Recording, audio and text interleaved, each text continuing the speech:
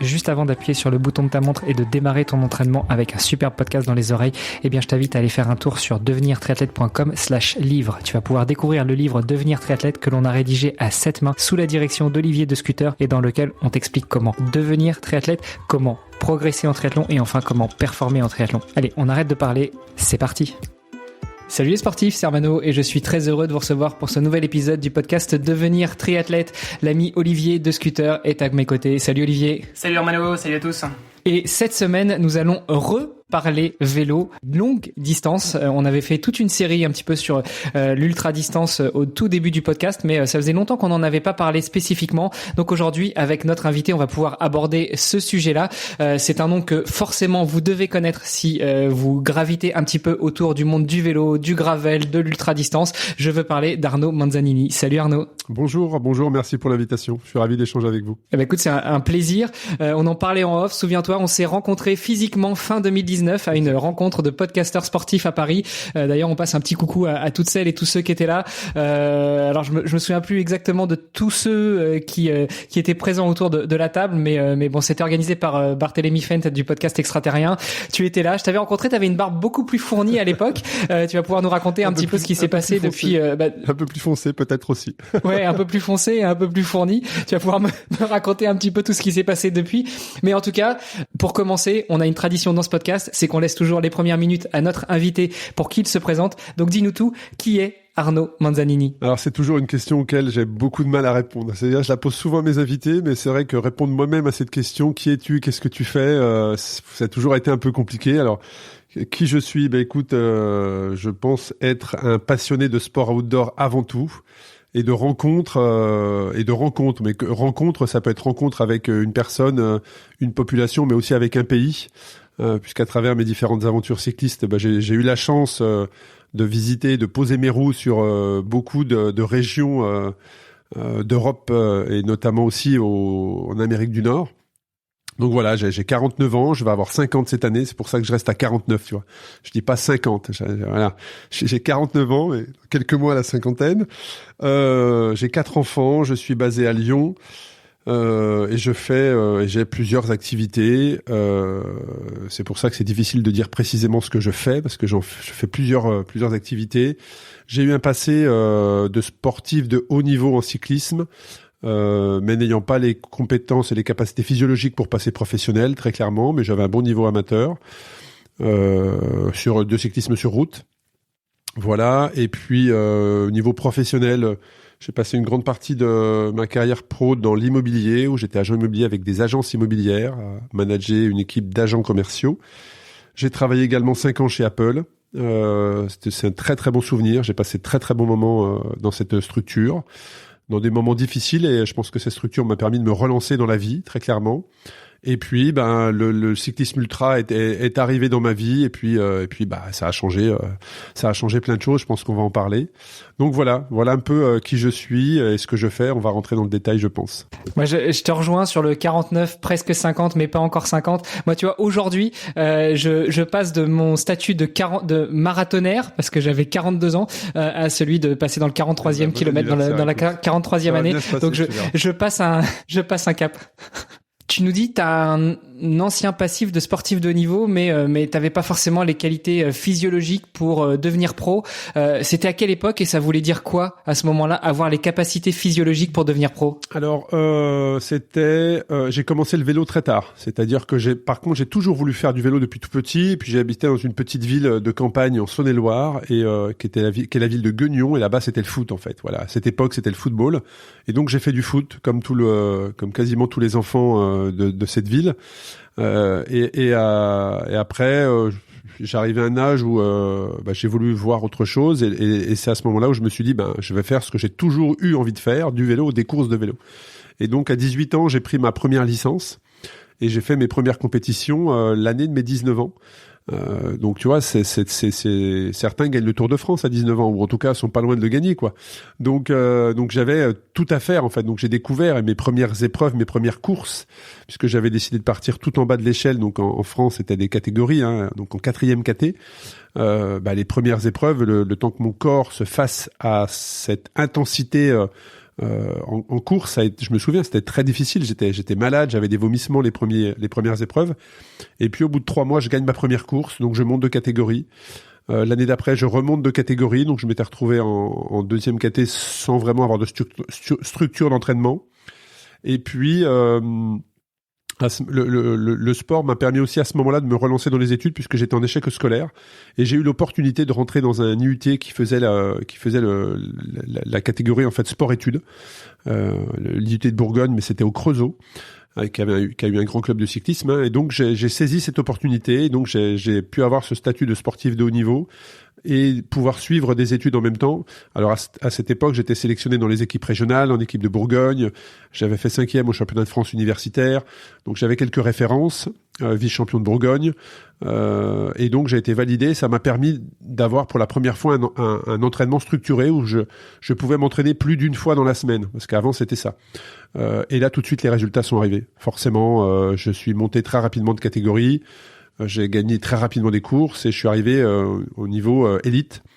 Et tu te retrouves avec des personnes qui font ça depuis des années, qui ont un seul rêve, c'est de passer professionnel.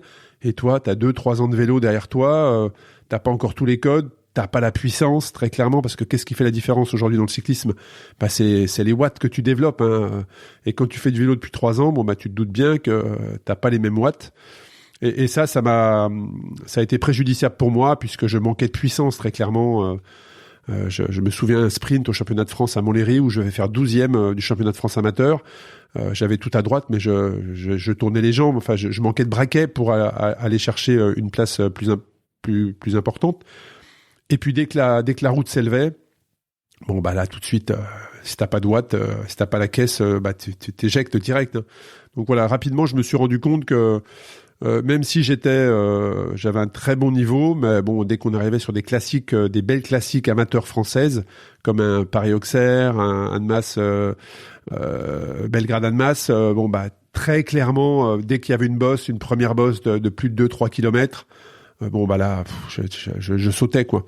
Donc voilà, c'est pour ça que je dis que je n'avais pas du tout la physiologie pour être à ce moment-là passer à l'échelon supérieur. Donc je n'ai aucun regret, j'ai connu le bon niveau amateur français, j'ai fait des belles épreuves, j'ai vu le milieu de l'intérieur et je m'étais dit, si à 25 ans je suis pas professionnel, je rentre dans la vie active et puis c'est ce qui s'est passé. J'allais justement te demander jusqu'à quand est-ce que ça avait perduré un petit peu cette situation jusqu'au moment où tu te dises voilà, c'est pas fait pour moi, je vais passer à autre chose. Est-ce que du coup t'es vraiment passé à autre chose? Est-ce que t'as raccroché le vélo? Alors là, on enregistre, on voit derrière toi que ton vélo est accroché au mur, enfin tes vélos. Est-ce que c'est ce qui s'est passé à 25 ans? T'as raccroché les vélos puis t'as dit on verra plus tard, ou est-ce que t'as toujours continué à être amoureux de la petite reine? J'ai continué 2 ans un peu en dilettante, en faisant, parce que quand t'es sportif, t'as un peu besoin d'aller rouler. Pour aussi réguler ton poids. Tu vois, un arrêt brutal comme ça, c'est quand même difficile quand tu es dans l'intensité. Donc j'ai arrêté en douceur, on va dire ça comme ça, jusqu'à rentrer dans la vie active où là, je me suis focusé sur mon business. Puisque je suis rentré dans l'immobilier, rapidement, j'ai créé mes propres agences, donc ma propre entreprise. Et là, j'ai mis toute l'énergie que j'avais dans mes entraînements avant ou dans ma prépa d'une épreuve dans mon business, et je bossais 7-7 dans l'immobilier avec l'ouverture d'une agence, puis de 2, et je suis monté jusqu'à 4 avec une quinzaine d'agents commerciaux à manager. Et donc toute mon énergie était mise sur ça, et ça a duré 7-8 ans. 7-8 ans où vraiment pour le coup j'ai pas touché le vélo. Vraiment pour le coup je n'ai pas touché le vélo. Et en fait je l'ai repris. Comment je l'ai repris? Parce que c'est certainement la question que tu vas me poser. Pour comment j'ai repris le vélo? En fait j'ai eu une hernie inguinale. Et le médecin m'a dit on rééduque, fais un petit peu de vélo. Tu peux nous préciser où est-ce que c'est? Tout à l'heure j'ai pas relevé quand t'as dit t'étais tout à droite, donc ça veut dire que ton braquet était tout à droite, un grand plateau, ouais. petit pignon derrière, donc en gros t'étais au max. Là sur l'hernie inguinale, tu peux revenir un petit peu avec nous sur ce que c'est rapidement? Une hernie inguinale, c'est en fait c'est une ouverture, on va dire, dans ta sangle abdominale qui laisse passer un petit peu d'intestin, en fait, c'est ça, hein, c'est que t'as ouais, ta sangle abdominale, il y a un petit espace et ça te fait une hernie en fait. Hein, voilà, ça te fait une hernie et à partir du moment où elle devient gênante et surtout douloureuse, il faut opérer pour remettre une grille en fait. On met une grille sous la peau pour éviter justement que les intestins puissent sortir de manière plus importante et plus douloureuse. Donc voilà, c'est une des opérations les plus courantes en France, donc rien de grave, mais moi qui suis un grand angoissé de tout ce qui est opération, j'avais demandé au médecin avant l'opération de me donner quelque chose d'assez fort pour que je sois très clairement pas très conscient de ce qui se passait.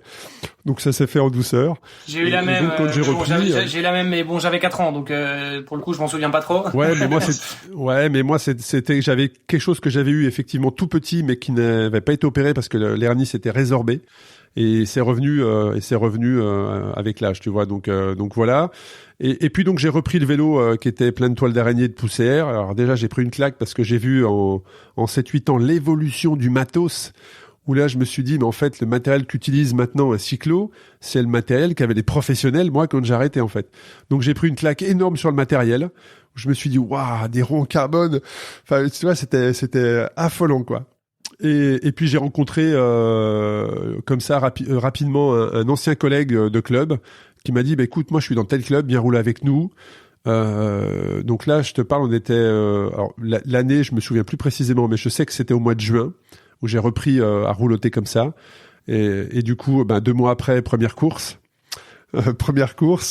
où je me suis fait littéralement éjecter, mais très rapidement, parce qu'avec le tempérament d'attaquant, j'ai pas voulu rester comme ça, tu vois, j'ai voulu quand même poser une petite mine, voilà, sur une relance, et bon, j'ai vite compris ma douleur. Et figure-toi que la semaine d'après, je regagne. Parcours beaucoup plus plat, où là, il fallait être vraiment très stratège. Et je gagne, et je me suis dit, allez, on va refaire une petite année sérieux. Donc là, on était en 2009.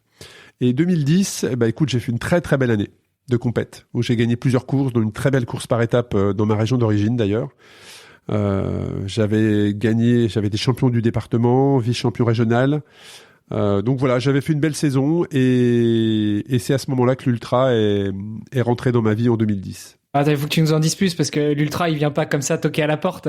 D'où ça vient, cet amour pour l'ultra? Comment est-ce que tu as découvert l'ultra? Parce que 2010, les vidéos YouTube, ouais, ok, non, mais TikTok, ça existait pas encore. Donc comment est-ce que en fait l'ultra s'est présenté à toi? Avant de répondre à cette question-là, Arnaud, comment tu faisais pendant 7 ans pour ne plus toucher au vélo? Je veux dire, j'imagine t'étais entrepreneur du coup, donc c'est assez prenant, mais j'imagine surtout en tant qu'ex-sportif, t'as besoin quand même c'est un besoin, quoi. Tu faisais rien d'autre, du coup? Ouais, t'es passé à la course à pied, alors, j'avais fait un peu de course à pied. J'avais testé la course à pied. Mais c'est pareil, je pense que sans plan d'entraînement, donc je pense que je partais trop vite et je ne trouvais pas mon rythme, en fait. Donc j'ai tenté plusieurs fois de courir, mais voulant aller trop vite probablement, comme j'ai un asthme à l'effort, mais qui a été détecté, cet asthme à l'effort a été détecté au moment où je te parle, c'était détecté en 2015 lors de la sélection de Koh-Lanta. Voilà. Avant, je ne savais pas que j'avais un asthme à l'effort, et c'est en étant sélectionné pour Koh-Lanta, où là, tu es scanné de la tête aux pieds, qu'on m'a détecté cet asthme à l'effort. Et je pense que je le savais pas au moment où j'essayais de courir, l'époque dont on parle, mais ça me pénalisait, donc je me décourageais à chaque fois, en fait, parce que j'ai tout fait, et je me disais, en fait, j'y arrive pas, c'est pas pour moi, je sais pas courir, quoi. Donc je faisais un peu de course à pied quand même pour m'entretenir, et puis je faisais un petit peu de salle, voilà, un petit peu de muscule, comme tout le monde, t'as un peu de temps, tu vas t'entretenir, ce qui ça n'existait pas avant dans ces années-là, tu sais ce qu'on appelle en salle maintenant là, j'ai perdu le nom. Le CrossFit. Voilà, exactement. Le CrossFit, voilà, mais que j'en ai fait pendant 2 ans d'ailleurs sur Paris, et c'est extraordinaire en termes de préparation physique, c'est génial. Mais donc voilà, je m'entretenais un petit peu en salle, un petit peu de spinning. Rapidement, mais sans plus, quoi. Vraiment pas de route. Voilà, j'étais vraiment focus sur mon business. Et donc l'ultra, comment est arrivé l'ultra? En fait, c'est que au bout d'1 an et demi d'être remonté sur un vélo et de tourner quasiment tous les dimanches avec les mêmes personnes autour d'un clocher pour repartir avec une bouteille de rouge et un sauciflard. tu vois, quand t'as des enfants et tout, tu te dis bon, est-ce que ça a vraiment du sens? Et en fait, comment j'ai découvert l'ultra? Ben, c'est en tapant sur Google aventure vélo USA que Race Across America est ressorti. Et en fait, je me suis dit mais comment est-ce possible? Je fais du vélo depuis des années, qu'on ne m'ait jamais parlé de cette course qui existe depuis 30 ans à l'époque. Comment c'est possible en fait? Moi qui suis amoureux du vélo, qui ai côtoyé le haut niveau amateur, comment on ne m'a jamais parlé de cette course, qui était une course de vélo qui traverse les États-Unis d'Amérique en fait. Et donc j'ai creusé, et je me suis dit rapidement, mais en fait il faut que je sois au départ, il faut que je fasse cette course, sans aucune notion de tout ce que ça nécessitait derrière. Là, on était vraiment dans le rêve. Attends, je me permets de te couper, mais quand tu dis t'as creusé, de ce que je comprends de nos premiers échanges là, t'as pas dû creuser longtemps, quoi. Ça a dû durer 1 ou 2 semaines, et puis après t'as déjà pris ta décision, non? Ah, mais moi, tu sais, quand je me mets dans quelque chose, c'est à bloc, quoi. Hein. Donc, bah oui, j'ai creusé. C'est-à-dire que j'ai vu qu'à ce moment-là, il y avait quelques Français qui l'avaient fait. Donc, j'ai pris contact avec tous ces Français. Et il se trouve qu'un de ces Français était à Lyon, et donc très rapidement, 15 jours après, j'avais rendez-vous chez lui, quoi. Très clairement, je lui ai dit voilà, j'ai découvert cette course, toi tu l'as fait, parle-moi-en. Et donc il m'a montré des photos, il m'a gentiment reçu avec son épouse, il m'a montré des photos, et il me dit tu sais Arnaud, franchement pour faire cette course, moi je suis retraité, hein, mais je vois pas comment en travaillant on peut finir cette course. Et je lui ai dit écoute, voilà, moi pour mes 40 ans, je serai au départ. Je serai au départ. Et bon, il m'a juste dit en gros, bon courage, tu vois, voilà. Et il se trouve que cette personne a fait derrière partie de toutes mes aventures, puisque je l'ai emmené avec moi en tant qu'assistant. Et donc j'ai creusé. Et, tu peux balancer son nom, hein. C'est Dominique Briand, une personne très connue en ultra en France. C'était un précurseur de l'ultra en France. Et donc, 3 ans après, j'étais au départ de l'épreuve. 3 ans après, j'étais au départ de l'épreuve en équipe de 2. Où j'ai pris une énorme claque parce que je ne savais pas ce que j'avais jamais fait d'ultra. Donc pour moi c'était tu es sur un vélo, tu pédales et puis ça avance quoi, tu vois, voilà. Mais 5000 bornes à 2 avec des relais de 3 à 4 heures sans dormir, tu dors dans un van, aucun plan d'alimentation, aucun plan d'hydratation, aucun plan d'entraînement pour préparer ça, et j'ai perdu 6 kilos en 8 jours. À pleurer sur le vélo, à s'effondrer sur le vélo comme si on débranchait la prise parce que t'as plus d'énergie, t'as plus de calories. Enfin vraiment ça a été, mais on a vraiment ramassé. Mais par contre le côté positif c'est que j'ai découvert un univers que je ne connaissais pas, que les Français ne connaissaient pas. Quand je suis arrivé aux États-Unis et que j'ai vu les moyens financiers qui étaient mis en place pour les équipes de 8 qui étaient financées par des entreprises qui allaient se servir de cette image-là et de cette épreuve-là pour véhiculer les valeurs de l'entreprise pendant des années, moi je me suis dit waouh quoi, c'est génial quoi, tu vois, je me suis dit mais c'est génial de réseau, enfin tous ces moyens mis en place, il faut absolument, pourquoi ça n'existe pas en France? Tu vois, on est le pays du Tour de France. Comment ça se fait comme on n'a jamais parlé? Que les cyclistes français ne connaissent pas cette épreuve. 2, pourquoi cette discipline n'existe pas en France? Parce qu'à part des courses de vélo, l'ultra, il y avait le Paris-Brest-Paris, mais qui n'était pas encore l'effet de mode qu'il y a maintenant. Il y a le Paris-Brest-Paris qui est là tous les 4 ans. Mais à part ça, il y avait rien, en fait, tu vois. Donc, la petite graine a été plantée à ce moment-là, sur la suite de ma relation avec l'ultra. Et puis donc en 2013, une fois que j'ai terminé, dans la douleur, hein, très clairement, ça a été très très très compliqué. 2 mois après, j'ai eu cette fameuse déprime d'après événement sportif très intense au niveau des émotions. Où la course a lieu en juin, et je me souviens que septembre-octobre, ça a été mentalement et moralement très compliqué. Où j'ai vraiment connu cette déprime d'après intensité émotionnelle. Voilà. Ce qui est très bien connu, évidemment, dans tous les sports, mais surtout dans le marathon qui devient de plus en plus mainstream, c'est ce fameux blues du marathonien. T'atteins ton objectif, tu finis ton marathon, puis après c'est la descente aux enfers pendant quelques semaines. Il y a plus rien. Donc j'ai vraiment connu ça, et le meilleur moyen que j'ai trouvé de remonter le truc, c'est de me refixer un objectif et de me dire en fait je l'ai fait à 2, en fait je vais tenter la grande aventure. Je vais essayer de terminer Race Across America seul. où là, tu es dans un odyssée encore hors norme, où il faut finir en moins de 12 jours et 4 heures, parce que tu as 4 fuseaux horaires. Donc 12 jours et 4 heures, la traversée du continent nord-américain. Donc tu traverses un pays, un continent, 5000 kilomètres, en moins de 12 jours et 4 heures. Donc je laisserai les gens faire leurs petits calculs pour savoir combien de kilomètres minimum par jour, mais c'est un truc de dingue. C'est un truc de dingue, il faut être qualifié, il faut monter une équipe, c'est un gros budget, faut être entrepreneur, parce qu'il faut aller chercher de l'argent, défendre des projets, faut pas avoir peur de la frustration parce on te prend pour un fou, 2, il faut récupérer de l'oseille pour emmener tout le monde, parce que pour un Européen, le plus gros budget, c'est les billets d'avion, très clairement. Surtout quand il va entre 8 et 12, qui est le minimum pour avoir une bonne assistance. Et donc, c'est ce projet-là qui m'a permis de remonter la tête, où j'ai rappelé tous mes équipiers. Je leur ai dit, si on part dans 1 an et demi, est-ce que vous me suivez? Et 90% m'ont dit, ouais, on te suit, on y va. Et là, le projet a été relancé, et j'ai retrouvé le sourire, j'ai retrouvé l'envie de refaire du vélo, et pour le coup, je me suis dit, alors là, t'as une chance incroyable de pouvoir être au départ. Donc tu vas te préparer, mais comme un dingue, et tu te feras aucun cadeau.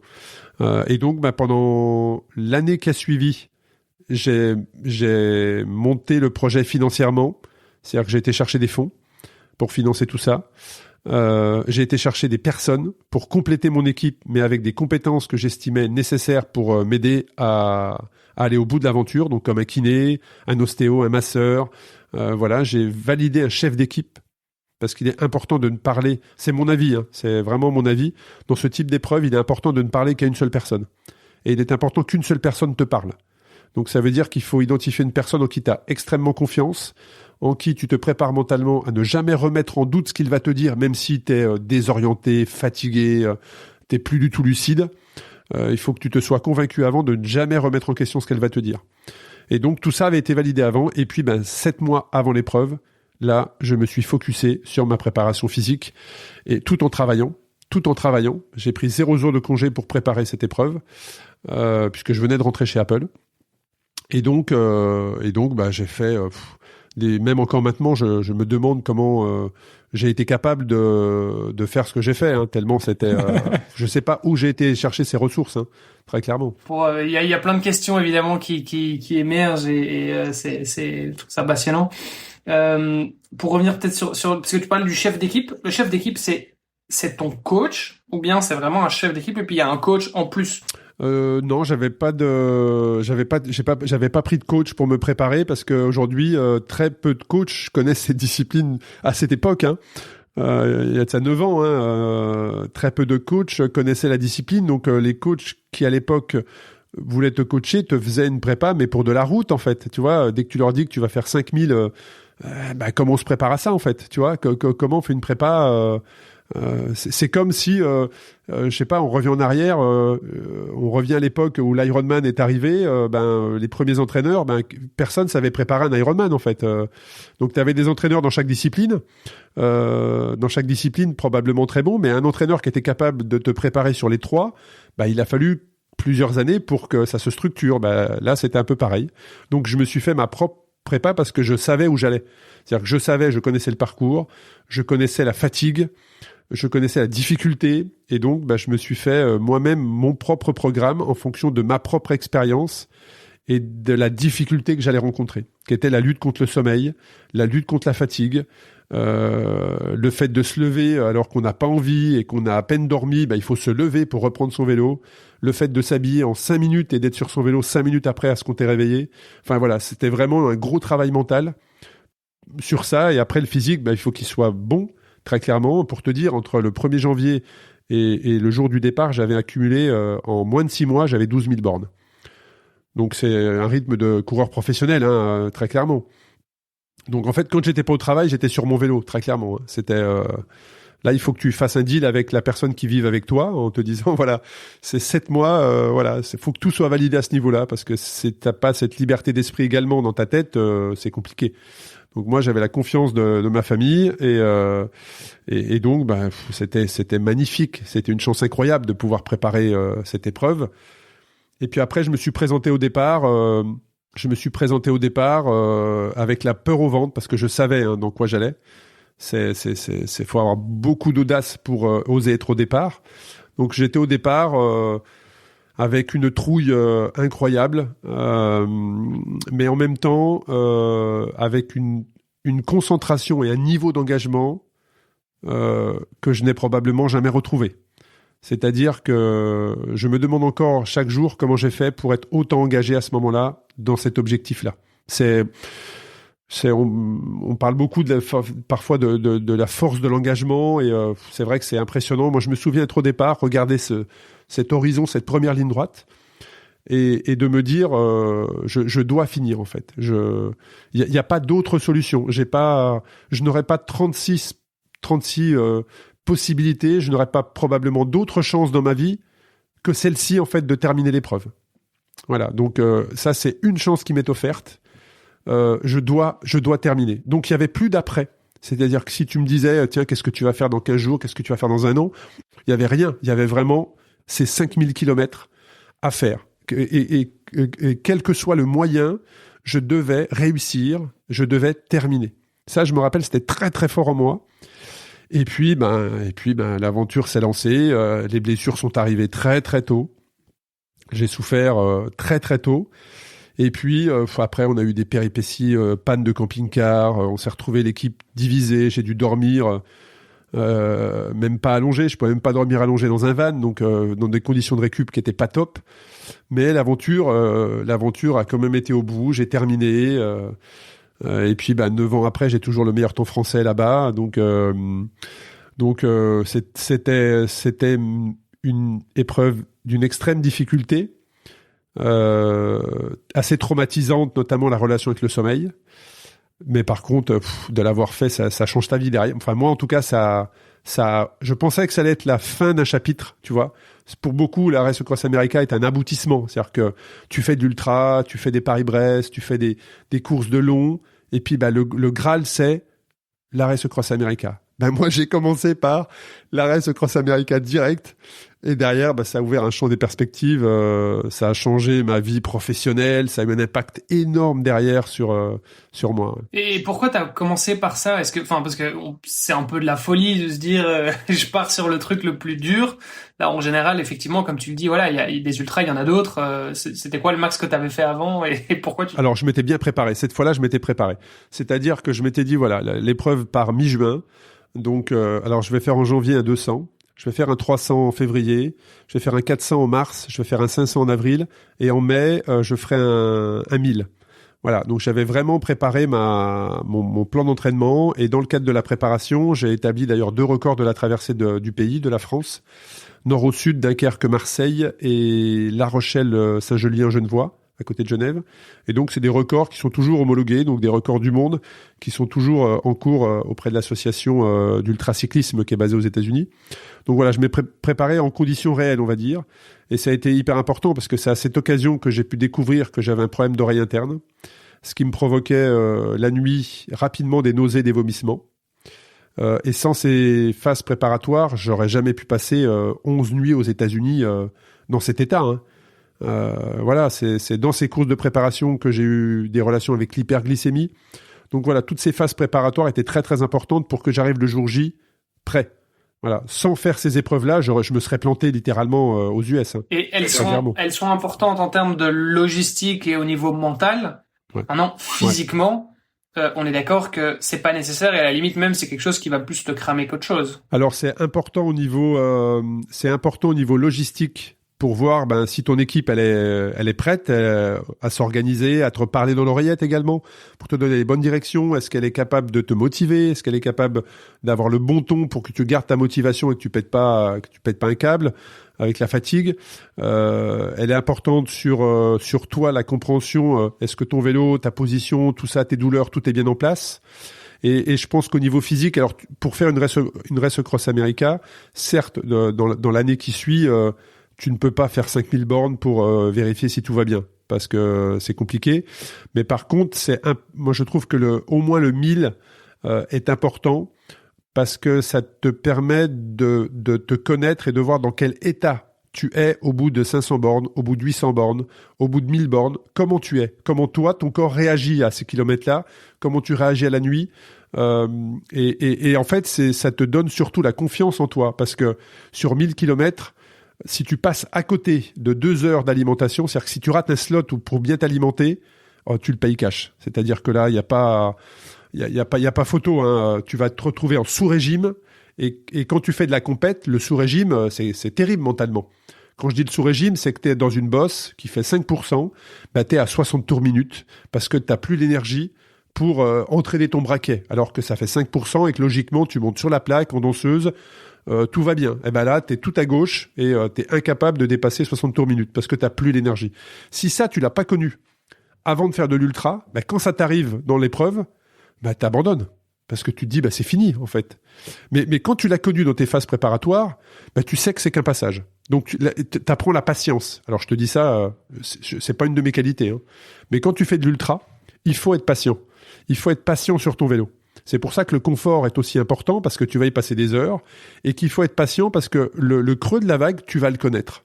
Tu vas le connaître. Donc, si tu as déjà connu le creux de la vague, tu sais que ton corps se régénère. Donc, tu sais que ton corps, à un moment donné, il va repartir. Et donc, tu t'es patient. Voilà. Tu laisses passer l'orage. Tu t'alimentes. Tu roules à 20, 15 à l'heure s'il faut, mais t'avances quand même. Tu laisses passer l'orage et que tu vois, et c'est là que tu vois que ton corps, 5 heures, 6 heures après, il va se réenclencher et il va repartir et tu seras capable de monter les bosses à 5% avec la plaque. Voilà. Et si ça, tu l'as pas connu dans tes phases, d'entraînement, le jour de l'épreuve, si ça t'arrive, t'abandonnes.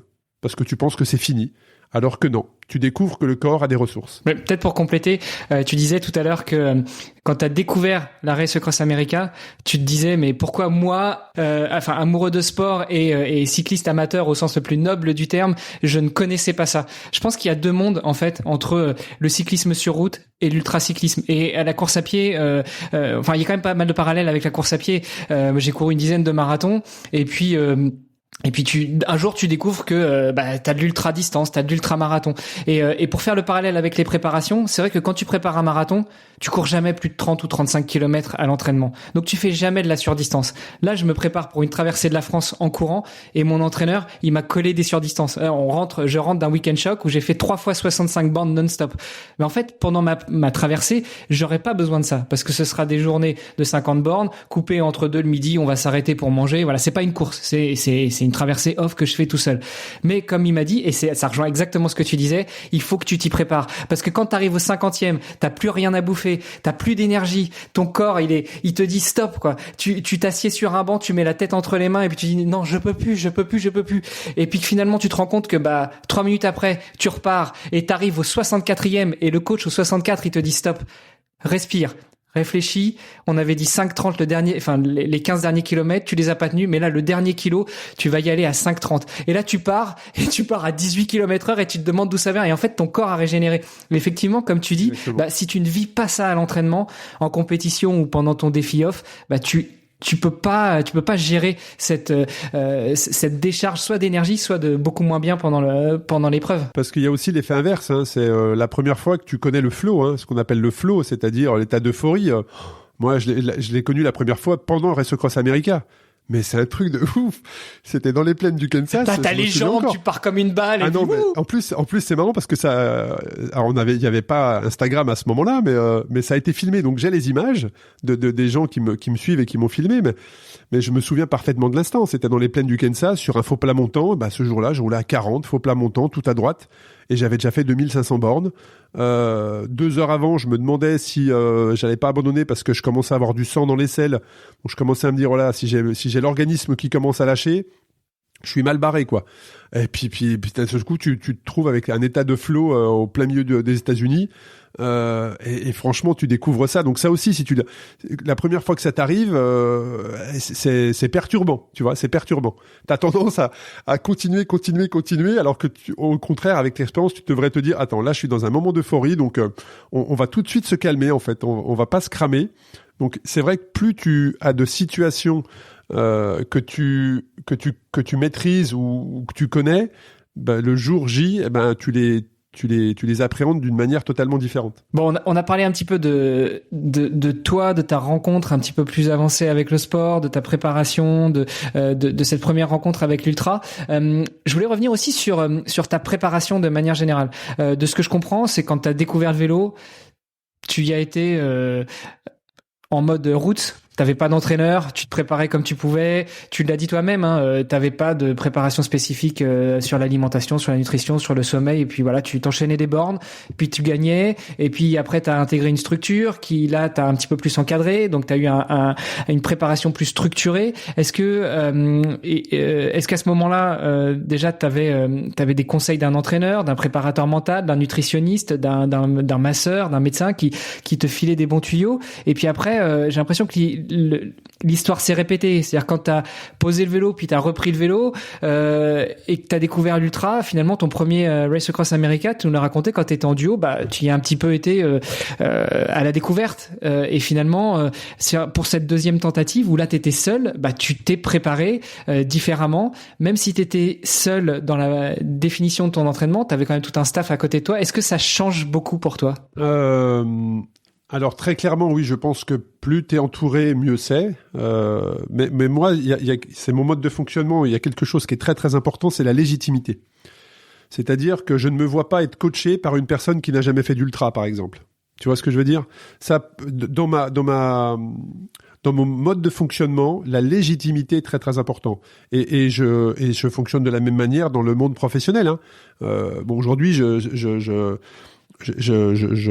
gère moi-même mon activité professionnelle, mais quand j'avais des supérieurs, si la personne que j'avais en face de moi, qui était mon supérieur, qui me demandait de faire des choses d'une telle ou telle manière, n'était pas légitime, c'était compliqué. Franchement, c'était compliqué, tu vois. Alors que si la personne en face de toi est légitime, elle a l'expérience, j'écoute différemment. Et là, en ultra, il y a personne qui était capable de me produire un programme d'entraînement parce que en France, en tout cas, je parle en France, parce que personne ne connaissait l'ultra en mode Race Across America. Moi, quand j'ai fait la Race Across America, il y avait seulement 4 solos qui avaient terminé en France. 4 solos. Voilà. 4 solos, quoi. Donc, Ouais, mais si on veut pousser le bouchon un peu plus loin, qu'est-ce qui t'empêchait en 2009? Il y avait déjà plein de moyens de communication. Qu'est-ce qui t'empêchait d'aller chercher un coach aux États-Unis, par exemple? Oui, j'aurais pu. Oui, très clairement, j'aurais pu. Effectivement. Mais après, c'est une histoire de coût aussi, hein. Ça veut dire comment tu le finances, tu vois, c'est une histoire de coût. Et en fait, j'avais pris la décision, alors j'avais pas de coach, mais par contre, j'avais contacté tous les grands cyclistes ultra-distance du monde. C'est pour ça qu'aujourd'hui, j'ai la chance d'avoir un réseau important. C'est que je les ai tous contactés. Voilà, j'ai envoyé, il y avait Facebook par contre, j'ai envoyé un message à tout le monde en disant voilà, moi je vais faire la Race Across America, qu'est-ce que tu peux me conseiller en préparation, en hydratation, en alimentation, tout, voilà. Et certains m'ont pas répondu, mais beaucoup m'ont répondu. Et là, j'ai pris beaucoup d'informations de personnes qui étaient légitimes, tu vois, parce qu'elles avaient terminé, voilà, elles avaient terminé l'épreuve. Et donc c'est comme ça que j'ai pu faire mon petit puzzle et assembler pièce par pièce et arriver à une prépa et avec le recul, j'étais dans une forme excellente au départ. J'étais affûté, j'étais prêt, j'avais des bornes, j'avais confiance. Donc à refaire et en plus il y avait aussi cette particularité que je travaillais à côté, c'est-à-dire que je pouvais pas m'entraîner, choisir tiens aujourd'hui il fait mauvais, non je vais faire du home trainer connecté, ça n'existait pas à l'époque le home trainer connecté, je rappelle. Donc il faisait mauvais, fallait aller rouler dehors, voilà. Alors que maintenant je fais quasiment toute ma prépa en intérieur. À l'époque, moi je me rappelle encore, j'habite à Lyon, j'allais rouler, la Saône était gelée, on pouvait traverser à pied. T'imagines, il faisait -5, -7 et j'allais faire mes 3 heures. On est dans une autre galaxie. Donc oui, je pense qu'aujourd'hui, par contre, tu vois, on en reparlait avant d'ouvrir les micros, je prépare 2 épreuves d'ultra en gravel, j'ai un coach. Voilà, depuis novembre, je suis un programme d'entraînement et je vois la différence très clairement. Très clairement. Donc oui, le but c'est d'aller chercher des compétences et d'être encadré. Après, c'est une histoire de budget, c'est toujours pareil. Hein. Mais pour moi, la légitimité, en tout cas, c'est mon mode de fonctionnement. Plus que par recommandation, c'est est-ce que la personne a vécu ce que je veux faire en fait. Voilà. Est-ce qu'elle sait de quoi elle me parle?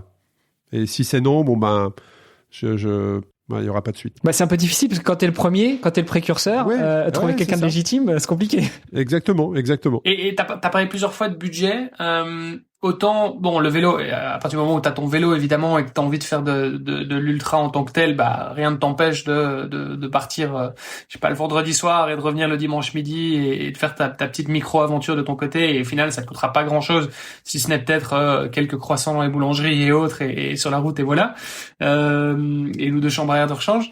Mais bon, une Race Across America, pour le coup, effectivement, on peut imaginer que c'est un autre budget. Tu parlais de 8 à 12 personnes dans l'équipe. C'est énorme. Ouais. Ça représente quoi si je veux faire alors je dis pas que je vais le faire, mais si Hermano ou moi on a envie de faire un truc comme ça, combien, ou quelqu'un, un de nos auditeurs plutôt, parce que alors moi je peux te donner j'ai participé à Race Across America à 3 reprises, 2 sur le vélo et une en tant que coach où je manageais toute l'équipe.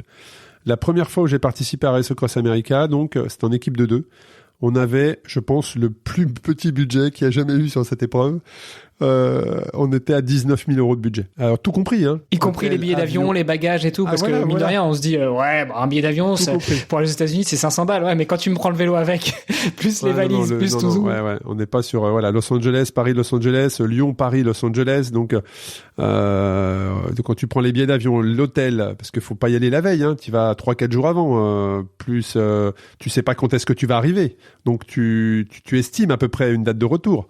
Tu peux mettre 8 jours, mais comme tu peux mettre 12 jours. Donc, Donc, tout ça, on était à 19 000 euros, mais c'était la misère. On était à 19 000 euros, mais par contre, on n'avait plus de budget à la fin pour la bouffe. Enfin, les assistants mangeaient quasiment que dalle. Enfin, c'était une catastrophe. On était dans des conditions précaires. Enfin, c'était, donc et les teams de combien pour le moi, coup? Si t'as 19 000 de budget, très clairement, faut pas y aller. Tu prends un risque. Tu prends un risque pour toi. Tu prends un risque pour tes assistants, parce que nous, on avait 6 assistants. Hein, on est parti à 8, donc 6 assistants. Mais 6 assistants pour conduire 2 véhicules, tourner pour se relayer, sachant qu'ils doivent être minimum 2 pour te suivre, non-stop, 24-24. Au bout d'un moment, qu'est-ce qui s'est passé? C'est que tout le monde était tellement épuisé qu'on est obligé de s'arrêter. Tous. Et là, quand tu fais une épreuve d'ultra sur Race Across America et que l'équipe ne roule plus, c'est pas possible. Et on ne pouvait plus se relayer, nous, sur le vélo, parce que toute l'équipe d'assistance était fatiguée et elle ne pouvait plus. On n'avait même pas 2 personnes qui étaient capables de te suivre en voiture. Donc, on est obligé de s'arrêter. Et là, c'est mort. Tu peux plus espérer quoi que ce soit.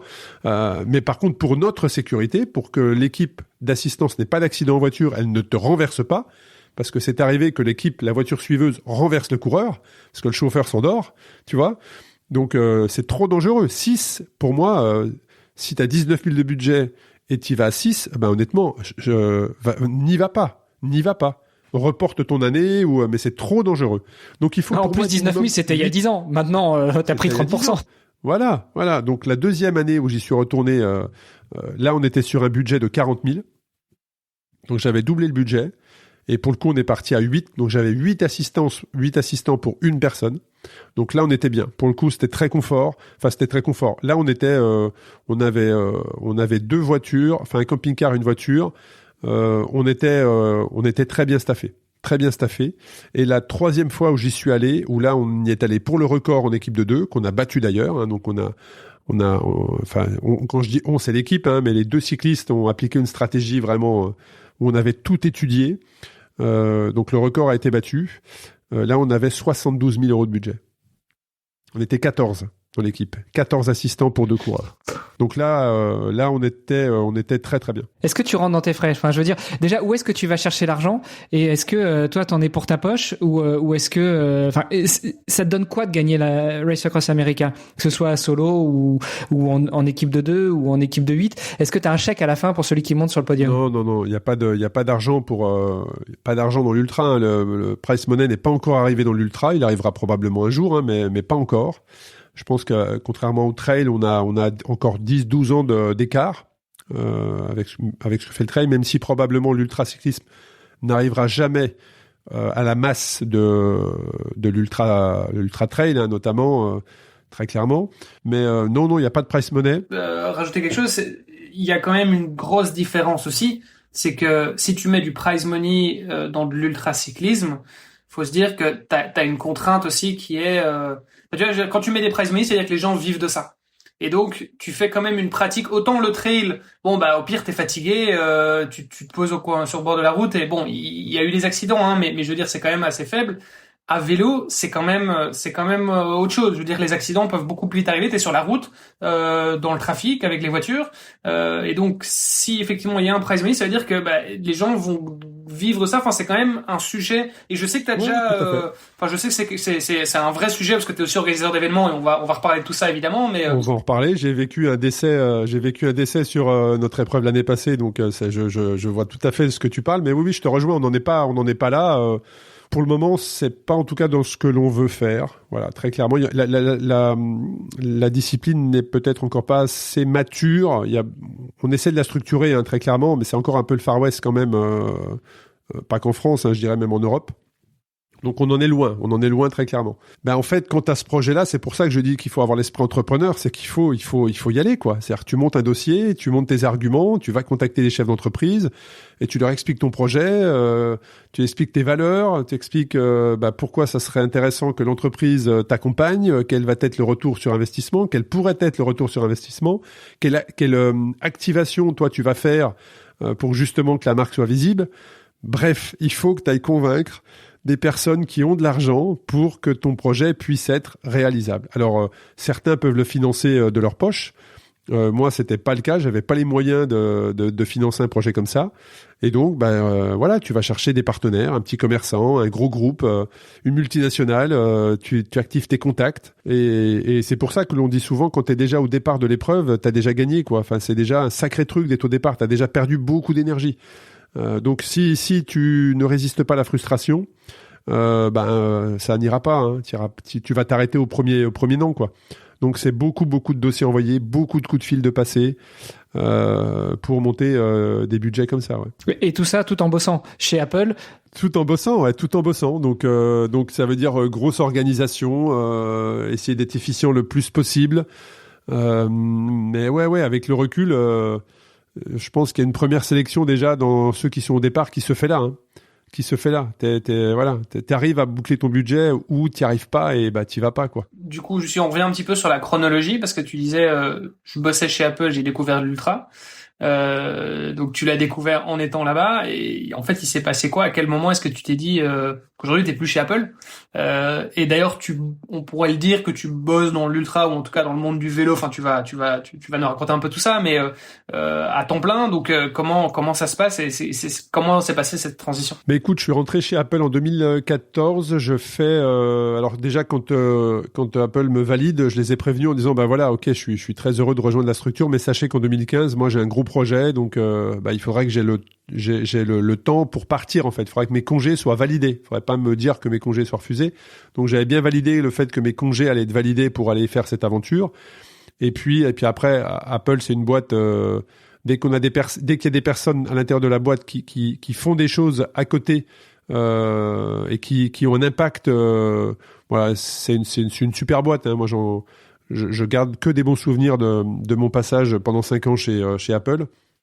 Et donc voilà, j'avais cette contrainte où en plus j'étais sur la surface de vente en Apple Store à ce moment-là. Après j'ai évolué, donc j'ai été dans les bureaux, je gérais que le service entreprise. Donc je travaillais qu'avec des professionnels à l'écart totalement du store. Mais là à ce moment-là, j'étais 8 heures debout dans le shop avec des clients entrants en centre commercial. Donc du bruit, debout, c'est pas top pour une prépa. Mais toujours est-il que je l'ai pris comme une prépa choc, c'est-à-dire si tu es capable de te tenir à ça, ça sera qu'un bonus pour les difficultés que tu vas avoir pendant l'épreuve, quoi. Et donc j'ai terminé Race Across America en 2015 et puis ce côté entrepreneur, le fait qu'aussi la structure Apple te dise si tu as des idées à côté, comment on peut t'accompagner à structurer, voilà. Et c'est à ce moment-là où je me suis dit en fait il faut créer Race Across France, quoi. Je me souviens d'une journée d'entraînement où je suis rentré, j'ai dit à ma compagne je vais créer Race Across France, en fait. Et puis entre le moment où je l'ai dit et le moment où c'est arrivé, il s'est passé 2 ans à peu près, 2 ou 3 ans. Parce qu'à ce moment-là, je savais que j'allais le faire, mais je savais pas d'où, je savais pas quand. Et puis c'est des rencontres qui ont fait un jour, je me suis dit allez, c'est parti feu. On lance la première édition de Race Across France en 2019. Et puis rapidement, je me suis dit non, en 2019 ça va être compliqué parce que c'est l'année du Paris-Brest-Paris, donc c'est dommage de lancer une épreuve d'ultra en même temps que qu'une épreuve incontournable dans la longue distance. Et donc, j'ai décidé de l'avancer d'une année. Donc, ça a été un peu plus court dans la prépa, mais c'est comme ça que la première édition de Race Across France a eu lieu en 2018. À ce moment-là, je bossais à côté et on a eu 42 participants la première édition. Donc ça veut dire que tu le faisais tout en bossant chez Apple à l'époque, quoi, qui te soutenait dans ta démarche. Complètement. Je faisais en bossant et je vais même aller plus loin. C'est-à-dire que quand j'ai annoncé, c'était un pote d'ailleurs de chez Apple qui avait géré la communication à ce moment-là. C'est un collègue de chez Apple qui m'avait créé un mini-site à ce moment-là. Donc voilà, c'était des personnes autour de moi qui j'en parlais, qui m'ont dit c'est génial, si on peut te filer un coup de main, on te file un coup de main. Et c'est comme ça que la première édition est née. Et quand j'ai annoncé l'édition, j'ai annoncé Race Across France, je savais pas d'où j'allais partir et je savais pas d'où j'allais arriver. C'est-à-dire que j'ai annoncé la course sans savoir d'où les coureurs allaient partir et où est-ce qu'ils allaient arriver. Mais bon, voilà, c'est parfois il faut faire preuve d'insouciance. Et je prends cette expression souvent, mais c'est comme se jeter dans le vide dans un canyon et c'est en l'air que tu construis le pont qui va te conduire à la rive opposée, quoi. Ouais, c'est ça. Et parce que t'as eu un premier parcours entrepreneurial, donc dans l'immobilier, puis t'es passé chez Apple où t'étais plutôt au côté employé du coup, mais t'as gardé un peu cette envie d'entreprendre. Alors pourquoi changement? C'est un parcours de vie, un divorce très compliqué à gérer. Tu te retrouves sans rien avec les huissiers à la maison, plus d'emploi, plus d'amis, voilà. Donc 2010, très très très compliqué, très compliqué. Et puis à un moment donné, t'es face à la réalité, t'as plus de thunes, quoi. Donc voilà. Il se trouve qu'Apple m'appelle. Alors que j'utilisais mon réseau professionnel dans l'immobilier pour faire du coaching en entreprise. Et Apple m'appelle et feu, quoi. Donc ça a été long, hein. Ça s'est fait en 6 mois d'entretien quand même, hein. Tu as beaucoup d'entretiens. Et puis je l'ai pris comme une bouée un peu de sauvetage, tu vois. Ça m'a permis de retrouver un cadre de vie, de retrouver une sérénité, une confiance. Voilà, je pense que Apple, mon passage chez Apple m'a relancé dans la vie. Puis après, je me souviens très très bien les premières années chez Apple, on me disait de par ton parcours, on va te faire évoluer, où tu vas prendre des responsabilités. Je me souviens, je disais non, laissez-moi tranquille. Je ne veux plus avoir la moindre responsabilité. Je ne veux plus avoir le moindre engagement. Je veux juste être tranquille. Tu vois, ne comptez pas sur moi. Donc je me souviens vraiment, ça m'a vraiment marqué, c'est que j'avais tellement eu de pression et de charge mentale par le passé que là, j'étais content d'être là. Voilà, j'étais content d'être là. En fait, juste, j'étais là. On était content de ce que je faisais. Et c'était parfait. Voilà. Et puis, tu reprends confiance en toi. Tu rencontres la personne qui vit depuis avec moi. Tu refondes une famille et puis tu retrouves confiance en toi et puis tu te reprojettes et puis après voilà t'as ta fibre qui ressort et tu te dis allez hop là il y a une opportunité, on y va, quoi. Ça a duré combien de temps, cet entre-deux? Parce que là, aujourd'hui, t'es passé à temps plein sur la Race Across France, entre autres, hein, mais tu fais pas mal d'autres choses. C'est une des raisons, pour lesquelles je suis sorti d'Apple, en fait. C'est que l'organisation d'événements d'épreuves ultra devenant étant tellement une part d'activité importante, plus le podcasting qui avait été lancé quasiment en même temps que Race Across France, ça tenait plus, en fait. Là, ça pour le coup ça empiétait trop sur ma qualité de travail délivré chez Apple. Donc à un moment donné, il fallait prendre une décision. Et puis ça a été un pari. Alors entre-temps, je suis rentré chez Apple à Lyon. Donc j'ai fait les deux Apple Store lyonnais. Et là, il y a une place qui s'ouvre à Paris, au flagship à Opéra, sur un poste au service entreprise, où là, tu pouvais gérer toutes les startups parisiennes. Et je postule. Voilà, je postule sur ce poste-là, je suis validé et je monte à Paris. Et j'ai fait 2 ans et demi à Paris. Et c'est à ce moment-là aussi que Race Across France s'est lancé. Quand j'étais sur Paris, donc Apple m'a permis de retrouver cette sérénité, cette envie aussi d'entreprendre, et à un moment donné, je me suis dit là, je tente. Donc, je sors de chez Apple et on a une formidable chance en France. C'est que on a un incubateur qui est l'État, qui te dit, si tu veux, pendant 2 ans, je te finance. Tu vois, c'est un peu ça. Et donc, c'est le plus gros investisseur de start-up en France. Voilà. Et donc, je me suis dit, en gros, si je comprends bien, pendant 2 ans, je suis payé. Alors, certains vont dire pour ne rien faire. Eh ben, moi, je me suis dit, en fait, je suis payé pour tenter de lancer Race Across France de manière de la structurer au niveau professionnel en tant qu'entreprise. Et c'est comme ça que j'ai quitté Apple, en me disant, voilà, j'ai 2 ans pour faire en sorte que ça me fasse vivre et que ça soit vraiment un projet professionnel. Et c'est comme ça que ça s'est structuré. Et puis après, on va en parler, mais il y a d'autres choses qui se sont déclinées. Mais c'est comme ça que l'histoire s'est faite. Du coup, je te propose d'en parler. Parlons parce qu'on a parlé de la Race Across America, et là, tu nous balances Race Across France. Alors, je doute qu'il y ait des gens qui ne connaissent pas la Race Across France, mais vas-y, fais-nous le pitch. Qu'est-ce que c'est que la Race Across France? Est-ce que c'est une traversée de la France d'ouest en est comme la Race Across America? Alors, Race Across France, en fait, c'est une épreuve de cyclisme ultra-distance, mais qui est positionnée au milieu, on va dire, de ce que fait Race Across America, qui est full assistance. Où là, pour le coup, tu n'as pas le droit de partir avec tes sacoches et tout seul. C'est interdit. Tu dois être équipé. Et comme on l'a vu, c'est un gros budget et une grosse équipe. Donc, il faut que les gens aussi aient la disponibilité de prendre des congés pour t'accompagner. Ça aussi, c'est une difficulté dans la constitution d'équipe. Et également, ce que fait la Transcontinental Race, qui est une épreuve à l'opposé, où tu te débrouilles tout seul. C'est-à-dire que tu pars d'un point A à un point B, tu passes par où tu veux, tu as 4 checkpoints où tu vois juste un mec sous un parasol, et c'est terminé. Et ben moi, je me suis positionné. Et à tel point que même l'assistance entre concurrents est interdite. Exactement. Donc moi, je me suis positionné au milieu. C'est-à-dire que nous, on a une semi-autonomie. C'est-à-dire que et en plus, je me suis dit, mais en fait, si je lance une 2500, une 3000 ou une 4000 en France, il n'y avait pas d'épreuve. Je pouvais très bien faire une 4000 bornes. Donc j'ai fait une 2005 en me disant, mais si je fais une 2005, je vais effrayer tout le monde. Personne va se dire moi demain je vais faire Race Across France 2005. Donc je me suis dit on va aller sur le côté éducationnel, c'est-à-dire on va faire en sorte que les gens viennent sur une première épreuve qui leur semble difficile mais accessible.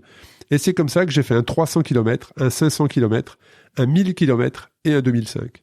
Et en plus je me suis dit en fait tout ça la première année en même temps ou au fur et à mesure? Tout ça la première année. Et en plus je me suis dit en fait on va aller aussi sur ça s'appelait pas des bases de vie à l'époque. On appelait ça des time stations.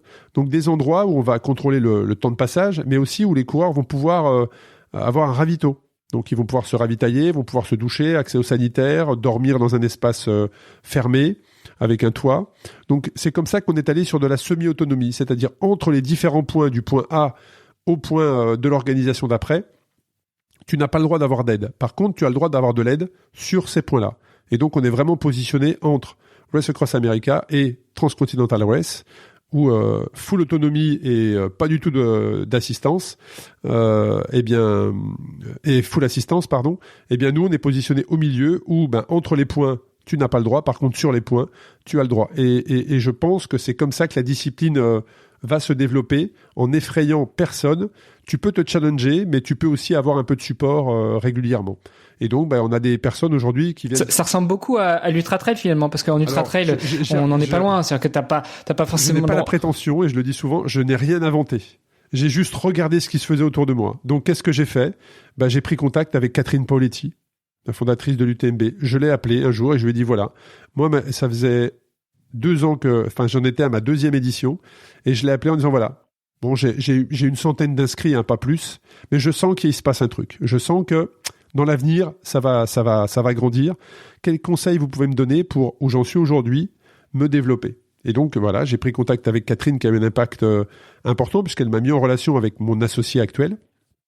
Et puis, j'ai pris contact également avec Michael Lemel, qui est le fondateur de Swimrun Otilo, qui parle français, qui vit à Stockholm, avec qui j'ai fait un épisode d'ailleurs. Et donc, j'ai beaucoup discuté avec lui. J'ai regardé ce qui se faisait dans le triathlon, bien évidemment. Donc, je n'ai rien inventé. J'ai juste concentré ce que je trouvais bien, ce que je trouvais intelligent et qui était pratiqué, qui avait été mis en place dans d'autres disciplines. Très clairement. Et donc, ça donne aujourd'hui le concept de Race Across France, qui depuis a évolué, effectivement. Quand je dis a évolué, c'est que a fait des petits, puisque on a repris effectivement Race Across Belgium. On va organiser la 3e édition. On a créé Race Across Paris. Et là, cette année, on lance Race Across Switzerland. Donc, des formats qui sont compacts, qui ne sont pas des traversées. Hein. Là, on est vraiment sur un point.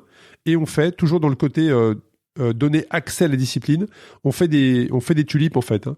On fait des pétales. C'est-à-dire que celui qui fait 1000 km, il va faire plusieurs boucles. Et celui qui fait 300 km ne fera qu'une seule boucle. De manière à donner accès à la discipline. On ne tourne pas en rond. Non, les boucles sont différentes pour faire visiter. Ça aussi, c'était une de mes motivations. C'est pour ça qu'aussi sur Race Across France, désormais, je change le parcours tous les ans. C'est faire, parce que qu'est-ce qui motive aujourd'hui quelqu'un à aller prendre son vélo pour faire des centaines de kilomètres? C'est le parcours, c'est la beauté des paysages. Et en faisant tous les ans le même parcours, au bout d'un moment, même si t'aimes bien l'organisateur, ça peut être lassant, tu vois. Donc, on change sur toutes nos épreuves, même les épreuves en boucle.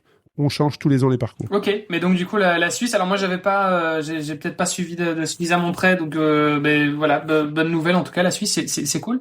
Et parce que Arnaud, nous on avait été, on avait un peu été en contact vis-à-vis de la Race Across Belgium, hein, parce que j'avais été assez présent là-dessus avec Michel Musso qui est aussi passé sur le podcast d'ailleurs à l'époque. Et moi en tout cas de ce que je me souviens de nos échanges, c'est que il y avait une vraie volonté de vulgariser, en tout cas de démocratiser plutôt l'ultracyclisme et aussi de le structurer au niveau européen. Est-ce que tu peux nous parler peut-être un petit peu plus de c'est quoi toi ta vision de l'ultracyclisme en Europe? Alors peut-être juste avant, parce qu'il le dira pas, mais on rappelle quand même qu'on avait fait un épisode sur la Race Across Belgium et en particulier celle de 300 bornes que Olivier avait gagné pour la première édition. Donc voilà, je voulais juste faire le petit ping pour mon co-animateur. Tu fais bien, mais c'est une très bonne question parce que moi quand je suis arrivé dans l'ultra-distance et que j'ai créé les premières épreuves, j'ai regardé ce qui se faisait en termes de réglementation parce que tu deviens organisateur, donc responsable des coureurs que tu vas mettre sur la route, donc tu te prends contact avec les fédérations, et là tu te rends compte que les fédérations elles connaissent pas la discipline, très clairement, elles savent pas ce que c'est, elles ne comprennent pas. Dès que tu leur parles de race, mais race c'est une course, donc c'est chronométré, donc ça veut dire que tous les carrefours vont être fermés pendant 2500 km. Ok, vous avez des commissaires, et là tu rentres dans un délire. C'est là que et ça tourne en rond comme ça. Tu pourrais parler 4 heures, ok. C'est une course? Non. Mais donc vous êtes sous une fédération? Non. C'est pas possible. Si, en fait, j'ai une association, donc je peux créer un événement. Ah oui, mais vous êtes une course? Non. Et là, tu repars en boucle. Et en fait, je me suis rendu compte qu'en déclarant aussi, en ayant la volonté de déclarer auprès des préfectures, là, les gens ne comprenaient pas. C'est pareil, si tu n'étais pas sous une fédération et si tu n'étais pas une course, les gens ne comprenaient pas ce que tu faisais. Et donc, au début, c'est là que j'ai compris qu'en fait, personne ne déclarait les épreuves. Je parle de la France. Personne ne déclarait ses épreuves. Donc, les gens lançaient les participants sur la route sans la moindre déclaration, sans la moindre autorisation. En pirate total. Mais là, tu parles l'ultra-distance n'existait pas encore en France. Donc, quand tu parles de les gens lancent leurs cyclistes sur la route comme des pirates, c'était sur quel type d'épreuve? Je parle des enfin, il y avait pas de course d'ultra-distance, mais il y avait des courses officieuses. C'est-à-dire des gens qui organisaient des 500, des 600, voilà. Et il y avait un classement, très clairement, tout le monde se faisait son classement. On est arrivé dans l'espace entre 2017 et 2019, il y a eu 2-3 épreuves, dont Race Across France, qui sont arrivées à ce moment-là. Et donc, et je parle encore aujourd'hui, hein, certains qui se lancent dans l'ultra-distance aujourd'hui, on le sait puisqu'on discute avec ces épreuves-là, n'ont pas la structure pour déclarer. Parce que pour déclarer en France, moi j'ai une personne à temps plein pendant 3 mois qui fait que ça. J'ai une personne à temps plein pendant 3 mois qui fait que les déclarations tellement c'est compliqué. Tu vois, et tellement on tourne en rond. Donc, quand je suis arrivé, c'était le Far West, en gros. C'est-à-dire le Far West, c'est quoi? C'est une terre nouvelle où tu fais ce que tu veux. Il n'y a pas de règle. C'est ce qu'on appelle le Far West. Voilà. Et donc, chacun plante ses piquets, tu vois, voilà, c'est un peu ça. Et moi, j'ai dit, mais en fait, c'est très court-termiste de raisonner comme ça. C'est-à-dire que ça marche la première année, mais si tu veux développer quelque chose, une structure, un projet, une vision, il faut bâtir quelque chose de solide. Et donc, j'ai rapidement, moi, pris la décision de travailler avec la fédération. Donc, j'ai contacté la Fédé. Au début, les 2 premières années, t'as combien de personnes, Arnaud? 42, 60. Bon, ok. Qu'est-ce que tu veux qu'on fasse? Et puis, ça a grandi. 110 la 3e année, 800 la 4e année, 1100 la 5e année. Et là, on m'a déjà un peu plus écouté, tu vois. Donc là, je suis rentré dans une commission de la Fédération française de cyclisme et qui, au bout d'1 an, a officialisé la discipline. Donc, au bout d'1 an et demi, 2 ans de collaboration et d'échange avec la fédération, en France, la discipline est reconnue. Voilà, l'ultra-distance est reconnue aujourd'hui auprès de la fédération. Donc ça, déjà, ça change énormément. Et donc ça, j'étais vraiment assez fier de ça parce que ça permet aujourd'hui d'avoir des licenciés d'ultra-distance, d'avoir des clubs d'ultra-distance, ce qui n'était pas le cas avant. Voilà. Et donc, on a dupliqué ça de la même manière en Belgique, où on travaille avec Belgium, notamment la Wallonie, puisque le départ est en Wallonie, donc on est très proche de la fédération belge en Wallonie. On travaille avec Swiss Cycling également en Suisse, donc on essaie de dupliquer ça et on se rend compte qu'en fait, dans tous les pays, c'est pareil, c'est-à-dire que les fédérations découvrent la discipline, s'y intéressent, mais ça va prendre un petit peu de temps pour que ça soit officialisé. Donc il y a ça, et puis après il y a aussi le côté règlement. Il faut un règlement avec des pénalités en temps si ce n'est pas respecté. Donc ça aussi, il faut que les participants le comprennent. Et puis on s'est rendu compte qu'aussi les coureurs poussaient en ultra très très loin. Et donc, comme tu l'as dit, Olivier, on est sur une surface qui est quand même très accidentogène, et que nous, en tant qu'organisateurs, ça c'est ma vision aussi. Moi, je ne pouvais pas continuer à avoir conscience que les coureurs roulaient sans dormir parfois pendant 2 jours, 3 jours, sans rien faire. Parce que tout en sachant que, rapidement, par expérience, on parle aussi de la légitimité en tout début. Moi, je suis légitime dans ma discipline et là-dessus, j'accepte. Là-dessus, j'ai accepté très tôt le fait que j'avais la légitimité pour parler sur ce sujet-là. Autant il y a des sujets, je me tais parce que je suis pas légitime, mais autant sur ça, je peux prendre la parole. Je sais ce que c'est le sommeil, je sais ce que c'est quand le corps s'arrête de manière automatique et tu tombes du vélo parce que le corps a débranché tous les systèmes. Et je l'ai vu. Je ne suis pas tombé de fatigue, mais j'ai vu un participant tomber de fatigue. C'est assez impressionnant. Et donc, cette année, on a structuré le sommeil. On a créé une règle pour que les personnes n'aillent pas au-delà de 36 heures sans s'être arrêtées. Donc, on a créé une règle autour des temps de repos sur nos épreuves qui seront contrôlées par GPS. Donc voilà, on est parti du Far West à des épreuves qui n'étaient pas déclarées, qui étaient faites en pirate total, à quelque chose aujourd'hui qui est structuré, où on travaille avec la fédération, où toutes nos épreuves sont déclarées en préfecture, au ministère. On travaille avec un scientifique sur l'aspect sommeil qui lance cette année une recherche pour les 3 années à venir autour du sommeil dans le cyclisme ultra-distance, ce qui avait été fait dans la voile, dans le trail, mais pas dans le cyclisme, pour avoir des données très précises. Et donc, cette règle dont je te parle va être amenée à évoluer très probablement dans l'avenir. Donc voilà, on est parti du Far West et ma vision à moi, c'est de dire pour poser une discipline, pour la faire grandir, il faut avoir des fondations très très solides. Alors certes, on nous dit parfois que c'est plus dans l'esprit, c'est plus dans les valeurs. Moi, mes valeurs, c'est de faire en sorte que les participants qui sont au départ de mon épreuve le soient sur une épreuve qui soit assurée, qui a l'autorisation de passer là où elle passe, avec un règlement qui va les mettre le plus possible en sécurité. Puisque ça peut être une de tes questions à venir, mais j'ai connu un décès sur Race Cross France l'année passée, et c'est des moments très très difficiles à gérer. Très difficile à gérer en tant qu'organisateur et passionné de vélo. Je peux comprendre évidemment. Et d'une certaine manière, si le sport veut justement se démocratiser, donc il faut que ça se structure. Donc forcément, il y a des gens qui vont dire bah oui, mais donc du coup ça change, c'est plus comme avant, donc c'est moins bien. Mais ça, il y en aura toujours.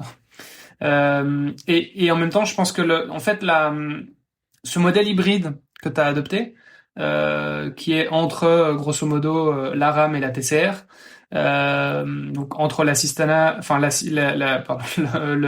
course avec assistance d'une part et l'autonomie complète de l'autre, ça permet de trouver, je pense, un bon compromis, en termes de budget, parce que effectivement l'assistance ça coûte très cher, on l'a dit, et 2 en termes de sécurité, parce que l'autonomie complète, oui, ça peut amener un autre problème, effectivement, qui est cet aspect de la sécurité. Et pour que l'ultracyclisme se développe, aujourd'hui, on a besoin d'avoir quelque chose qui soit, abordable, et deux, qui soit safe. Ouais, complètement. Puis il y a une chose aussi qu'on a mis en place, c'est un vrai PC sécurité, qu'on appelle un poste de gestion opérationnelle, qui n'existe dans aucune autre épreuve d'ultra-distance, où on a un espace fixe avec plusieurs écrans, plusieurs ordinateurs, et des personnes qui suivent en temps réel les coureurs, avec un numéro d'urgence, avec une ligne médicale avec un médecin d'astreinte pendant toute la durée de l'événement. Donc sur Race Across France, ça représente 10 jours. Donc on a un médecin qui est d'astreinte pendant 10 jours et que l'on peut mettre en ligne directe avec la personne si elle a chuté, si elle est blessée, avec une prise en charge à distance. Et l'année passée sur Race Across France, où on a lancé ce PC sécurité, ça représentait plus de 355 appels de coureurs. Je suis perdu, mon équipier fait une crise d'épilepsie, je me suis fait renverser par une voiture, je suis tombé, j'ai un barbelé dans le front. Voilà, j'ai des sangliers qui m'ont attaqué, des chiens qui m'ont attaqué. Donc voilà, on a des cas de figure de dingue, mais on est les seuls effectivement à être aussi proches des coureurs. Et pour moi, je ne me verrais pas faire machine arrière en travaillant sans PC sécurité. C'est juste inconcevable pour moi. Donc ça, le PC sécurité, c'est pareil, je l'ai pas inventé. C'est en visitant le back-office de l'UTMB. Voilà, j'ai vu le PC sécurité de l'UTMB et je me suis dit, waouh, mais en fait, c'est ça qu'il faut que je fasse, quoi. C'est la proximité avec les coureurs, c'est l'assistance auprès des coureurs s'ils ont un problème dans l'Isran, à l'autre bout de la France. On peut pas les laisser partir comme ça, quoi. C'est juste pas possible. Bon, aujourd'hui, on l'a compris, tu as fait la France, puis la Belgique, Paris, la Suisse. C'est quoi l'ambition de Race Across aujourd'hui et comment tu le vois dans 5 ans, dans 10 ans, soyons fous? Alors ce qui est bien, c'est que malgré le fait que on va sur la 6e édition cette année, j'ai encore tellement de choses à faire. Donc oui, après c'est une question de rencontre. C'est une question de rencontre pour développer un nouveau pays. Très clairement, on a l'ambition et l'envie d'aller dans d'autres pays. D'aller construire une série, Race Across Series d'ailleurs, c'est un de nos comptes, Race Across Series. Mais après, c'est une histoire de rencontre. Donc, tu as beau avoir la volonté, si tu n'as pas d'échange avec la bonne personne, c'est une question d'humain. C'est une question d'humain. Donc, c'est juste une question de rencontre, d'alignement de planète peut-être aussi. Mais en tout cas, voilà. Oui, on a très clairement la volonté d'ouvrir d'autres pays parce qu'on a un concept qui est unique, mais après voilà, il faut que les choses se fassent dans le temps, déjà bien consolider les événements existants, faire en sorte que ce soit de très très beaux événements. Donc je pense qu'il y a aussi une question on peut encore donner aujourd'hui beaucoup plus de profondeur à nos événements que ce qu'ils ont actuellement, donc on va travailler sur ça en 2023 et 2024, mais après on reste ouvert à toute possibilité de développement, mais oui, c'est un souhait de se développer, très clairement. Et en même temps, il y en a qui existent déjà, je pense à l'Allemagne, l'Autriche, l'Italie, c'est des courses qui existent déjà, qui s'appellent les Race Across. Tout à fait. Les Italiens et les Irlandais ont été les premiers à utiliser le nom Race Across de nos amis américains. Et puis depuis, t'as le Danemark, les Pays-Bas, l'Autriche, la Slovénie. Enfin oui, maintenant, t'en as plein. Enfin, beaucoup ont surfé sur ce nom qui nous vient des Américains, qui, quand ils ont créé l'épreuve il y a maintenant 42 ans, 43 ans, n'ont pas déposé le nom Race Across. Donc, n'avaient pas cette vision-là de circuit. Voilà. Donc, moi, j'échange beaucoup avec eux. Je les ai quasiment tous les mois. Mais c'est même pas une frustration pour eux, parce qu'ils sont pas du tout dans ce délire-là. Eux, ils sont plus dans avoir des épreuves qui qualifient pour leur épreuve. Donc il n'y a pas du tout de frustration de leur côté. Oui, parce que c'est vrai que c'était aussi une des choses, en tout cas, qui avait été mis en avant à la création de la Race Across Belgium à l'époque, c'était de dire ce sera une épreuve qualificative pour la Race Across America. Et donc il y a vraiment une collaboration aujourd'hui, et c'est encore le cas entre. Oui, bien sûr, on collabore beaucoup avec eux. On a même réussi une première mondiale, c'est-à-dire qu'une nouvelle première mondiale, on innove beaucoup, hein, c'est que avant, pour te qualifier à Race Cross America, il fallait absolument que tu te qualifies, mais sur une épreuve avec assistance.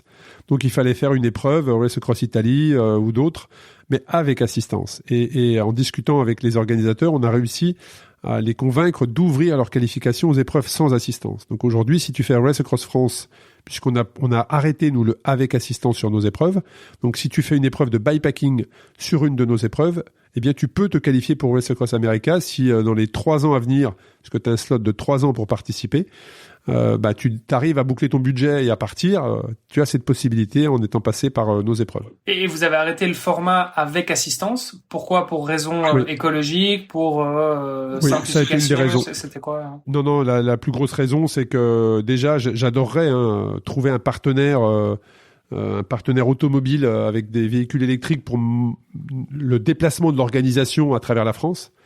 Parce que c'est beaucoup de kilomètres, même quand on va faire des recos, c'est beaucoup de kilomètres. Donc on aimerait travailler avec un partenaire avec de l'énergie verte, mais aujourd'hui on n'arrive pas, on n'arrive pas à trouver la confiance auprès des marques pour qu'il y ait une mise à disposition de véhicules. On ne demande pas une flotte, on demande même 1 ou 2 véhicules, mais pendant l'événement puissent se déplacer de manière propre. Donc il y avait aussi cette partie-là effectivement, parce que 2 voitures pour suivre un coureur. Est-ce que ça a vraiment ça a vraiment du sens quand tu fais du vélo dans les montagnes? Voilà. Donc là, on a pris la décision cette année d'arrêter. On a pris la décision cette année d'arrêter le avec assistance. C'était surtout ça la source de motivation plutôt qu'une histoire d'organisation. Ça changeait pas grand-chose pour nous, hein, très clairement. D'accord, mais donc du coup pas de pays en particulier. Là, tu nous as annoncé la Suisse, mais les prochains, ça on le sait pas encore. Non. Il y a des volontés bien évidemment, mais il y a rien de. C'est vraiment l'objectif là sur 2023 et 2024, c'est vraiment de consolider nos événements très clairement. Et donc Race Across, c'est une société qui détient les différents événements un peu partout. Effectivement, on a déposé la marque Race Across, donc on détient la marque Race Across. Et on détient effectivement les marques des différentes épreuves dont on vient de parler. Donc ça, c'est une partie de ton activité aujourd'hui, peut-être celle qui te prend le plus de temps, j'imagine. Oui, très clairement. D'autant plus que faut quand même le mentionner. Enfin, on est en Europe, donc en Europe, on a quand même des saisons qui sont assez marquées, ce qui est peut-être pas forcément le cas si on se dirige plus près dans les tropiques par exemple. Mais donc là, en l'occurrence, ça veut dire que tous tes événements sont quand même concentrés sur un certain laps de temps. C'est ça. C'est concentré d'avril à juillet. D'avril à juillet, ouais. Ouais, donc c'est carrément avril à juillet, c'est même pas jusqu'en septembre, quoi. Une par mois. Ouais, c'est une par mois. C'est une par mois, mais après, c'est aussi ça, hein. Il y a des pays un peu plus au sud, qui peuvent bénéficier d'un climat plus intéressant pour octobre, pourquoi pas, ou mars. Mais oui, il faut aussi tenir compte de ça, hein. Mais, si demain, ou dans 2-3 ans, on peut se développer, à l'international, on ira, hein. Là aussi, on n'a pas de limite sur ça. Écoute, on reparlera d'une Race Across Colombie à l'époque. Ma compagne est en colombienne. On a des contacts au Mexique également. Ouais. Mais oui, non, mais c'est clair, c'est des trucs, enfin, moi, j'adorerais faire ça un jour, il faudra trouver le temps, mais. C'est ça, c'est souvent ça. Ok, mais donc du coup, ça c'est une partie de ton temps. Du coup, en hiver, t'es peut-être un petit peu moins chargé sur les événements, mais t'en profites pour aller faire des petites expéditions dans des températures un peu extrêmes. C'est ça. Qu'est-ce que ça se structure comment un hiver chez toi? Ben écoute, je pense que tu veux parler de la dernière aventure au Cap Nord que j'ai réalisée. En fait, ça, la petite histoire, c'est que c'est parti d'un projet que j'avais en 2019. En 2019, j'avais monté un projet où je devais partir en 2021 pour tenter de battre le record du monde, du Tour du monde à vélo. Donc c'est pareil, hein, on parle de projet, levée de fonds, rencontre de partenaires. J'avais déjà levé des fonds, donc le projet était vraiment lancé, hein, était vraiment à jour. Et puis Covid est arrivé. Voilà, Covid est arrivé. D'ailleurs, je te remercie pas, Arnaud, hein, parce que quand on s'est rencontrés fin 2019, c'est toi qui as planté une des graines de mon défi de traverser de la France en courant. Ah, voilà. Quand je t'ai vu et que tu m'as dit écoute, Ultra Trail, c'est aussi une façon de partager mon prochain défi qui est de faire une grosse traversée du monde en vélo. Je me suis dit, il y a un truc là. Ouais, j'avais ce projet-là. Écoute, et puis Covid est arrivé. Et rapidement, je me suis rendu compte qu'avec le Covid, je pourrais pas partir et accéder sereinement à des pays sans faire 3 mois de paperasse, quoi. Donc bon, bah voilà, j'ai rapidement pris contact avec mes partenaires en leur disant bon là, honnêtement, ça va être compliqué. Je dis pas que c'est la fin, mais il va falloir mettre en stand-by.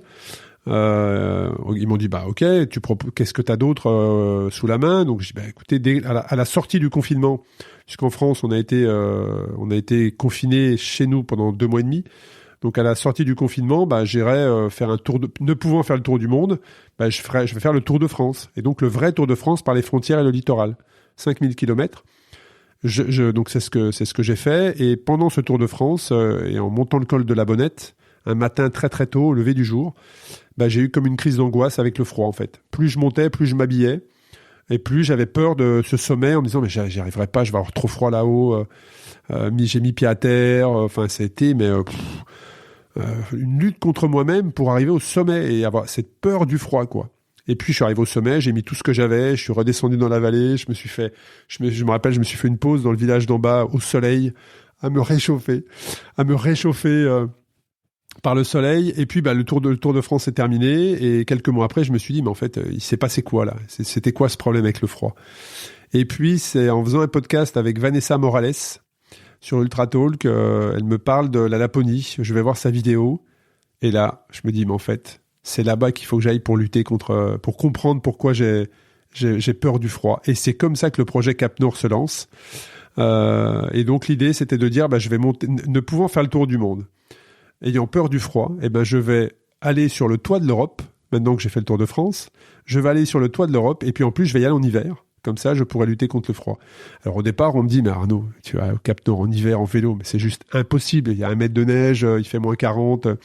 Ok, bon, je prends contact avec un guide professionnel et je lui dis, voilà, moi je fais du vélo, j'ai envie d'aller au Cap Nord en vélo. Est-ce qu'il y a des routes? Est-ce que les voitures, elles roulent? Et le mec me dit, alors moi je sais pas si ça s'est déjà fait, mais en tout cas, oui, il y a des routes, quoi. Elles sont un peu verglacées, mais ça passe. Et je dis, à partir du moment où il y a des routes et il y a des voitures qui passent, on y va. J'y vais. Et le projet se monte comme ça. Et là, figure-toi que deuxième vague ou troisième vague. Et donc, cette première aventure en 2021, janvier 2021, fait en sorte qu'elle s'arrête à la frontière norvégienne. Parce que les pays sont fermés, en fait. C'est-à-dire qu'on a eu la chance de rentrer en Suède. Quelques jours après, la France se reconfine. Donc nous, la France se reconfine alors que nous, on est en Suède. Et on pouvait pas rentrer en Finlande, on pouvait pas rentrer en Norvège. Donc le Cap Nord est en Norvège, tu pouvais pas y accéder. Et donc je décide de partir de la frontière finlandaise pour aller jusqu'à la frontière norvégienne et en gros montrer un petit peu ce que l'on vit actuellement, c'est-à-dire on rebondit sur des frontières qui sont totalement fermées, quoi. Et donc le chapitre 1 s'arrête comme ça, 700 bornes en Laponie à traverser le cercle polaire à vélo. Par une journée à moins 45, c'était franchement, c'est des journées qui marquent une vie, très clairement. C'était formidable. J'aurais pas eu cette journée, j'ai ramassé. Hein, je cache pas que j'ai ramassé, mais en même temps, c'était hors du temps, quoi, hors du temps. Et on retourne l'année d'après. Donc l'année d'après, on retourne pour finir le projet. Et là, même s'il y avait Covid, il fallait montrer test PCR. Passeport à jour, il fallait montrer 4 documents pour rentrer, pour passer en Norvège. On réussit à passer et j'ai réussi à terminer le projet. Et donc j'avais roulé 1500 km, je crois, en 13 jours sur le vélo, par des températures totalement négatives, entre moins 15 et moins 45, avec des tempêtes de grêle, des tempêtes de vent. Ouais, c'était une aventure formidable. Formidable, le documentaire est en cours de finalisation, là. Mais c'était vraiment extraordinaire et donc j'ai fait ça. Tout ça est parti en fait d'un projet Tour du Monde et ça m'a amené à aller au Cap Nord en hiver. Et ce côté affronter tes peurs dans le froid, déjà de base pour faire de l'ultra en général, on a tendance à dire c'est un peu un truc de masochiste. Aller affronter le froid alors que toi c'est ton pire ennemi entre guillemets, ça l'est d'autant plus. Ouais, après, je pense que là-dessus, je pense que la vie est tellement courte qu'à compter du moment où tu as une petite idée, une petite envie et que ça t'enthousiasme, fais-le, quoi. Enfin, ça a toujours été mes drivers, hein. C'est-à-dire, est-ce que ça t'enthousiasme? Oui et non. Non, fais-le pas. Oui, creuse. Voilà. Et surtout, si tu peux le faire maintenant, et le projet Cap Nord l'a encore renforcé, si tu peux le faire tout de suite, n'attends pas, fais-le tout de suite. Parce que demain, tu sais pas les conditions. On regarde le Covid, on a bien vu tous les projets qui ont été mis par terre parce que le Covid est arrivé et ça a changé le monde. Franchement, si tu as quelque chose qui t'enthousiasme et que tu peux le faire, fais-le. Ne dis pas, je le ferai dans 1 an, je le ferai dans 2 ans. Tu seras peut-être mort depuis 2 ans, si tu veux le faire dans 2 ans. Enfin, voilà. Fais-le, quoi. Voilà. Et ça, c'est vraiment un de mes traits de caractère. C'est que je pense que la vie, c'est un souffle, en fait. Voilà. C'est un souffle. Ça ne tient qu'à un souffle. Et tu ne sais pas pourquoi des fois, mais en un instant, paf, c'est terminé, c'est fini. T'es plus là. Donc, tant que t'es là, fais-toi plaisir, quoi. Voilà. Si ça t'enthousiasme et que t'as la possibilité, vas-y, saisis-le. Donc voilà, c'est ça, c'est un de mes drivers. Et c'est un peu comme ça que je fonctionne. Ça me donne des petits frissons, tout ça. Et tu dors quand, Arnaud? Très peu. C'est vrai que ma compagne me dit, mais en fait, comment tu fais pour dormir aussi peu? Je dors principalement entre 1h du mat et 6h du mat. C'est généralement là que je dors. Je suis, je vais pas dire régulièrement en dette de sommeil, mais entre les épreuves d'ultra, les projets vélo et puis le podcasting, on va en parler, mais j'ai 2 podcasts à animer. C'est beaucoup de temps, mais c'est tellement passionnant. Ouais, je peux comprendre. Et je me souviens, la dernière fois qu'on s'était vu en physique, c'était sur la dernière Race Across Belgium, justement, où mon papa était participant, et donc j'étais allé le chercher. Finisher. Exactement, finisher. J'étais allé l'accueillir, sur le coup de 5-6 heures du matin, après une nuit, sous la pluie, etc. Mais bon, toi, en l'occurrence, tu t'étais pas sur le vélo, mais tu devais accueillir tous les participants qui arrivaient, j'avais pas dormi, moi. qui arrivaient toutes les, demi-heures grand maximum. Et effectivement, t'avais l'air d'avoir les traits un petit peu tirés parce que c'est un événement de 3 jours au final où toi tu dormais pas, quoi.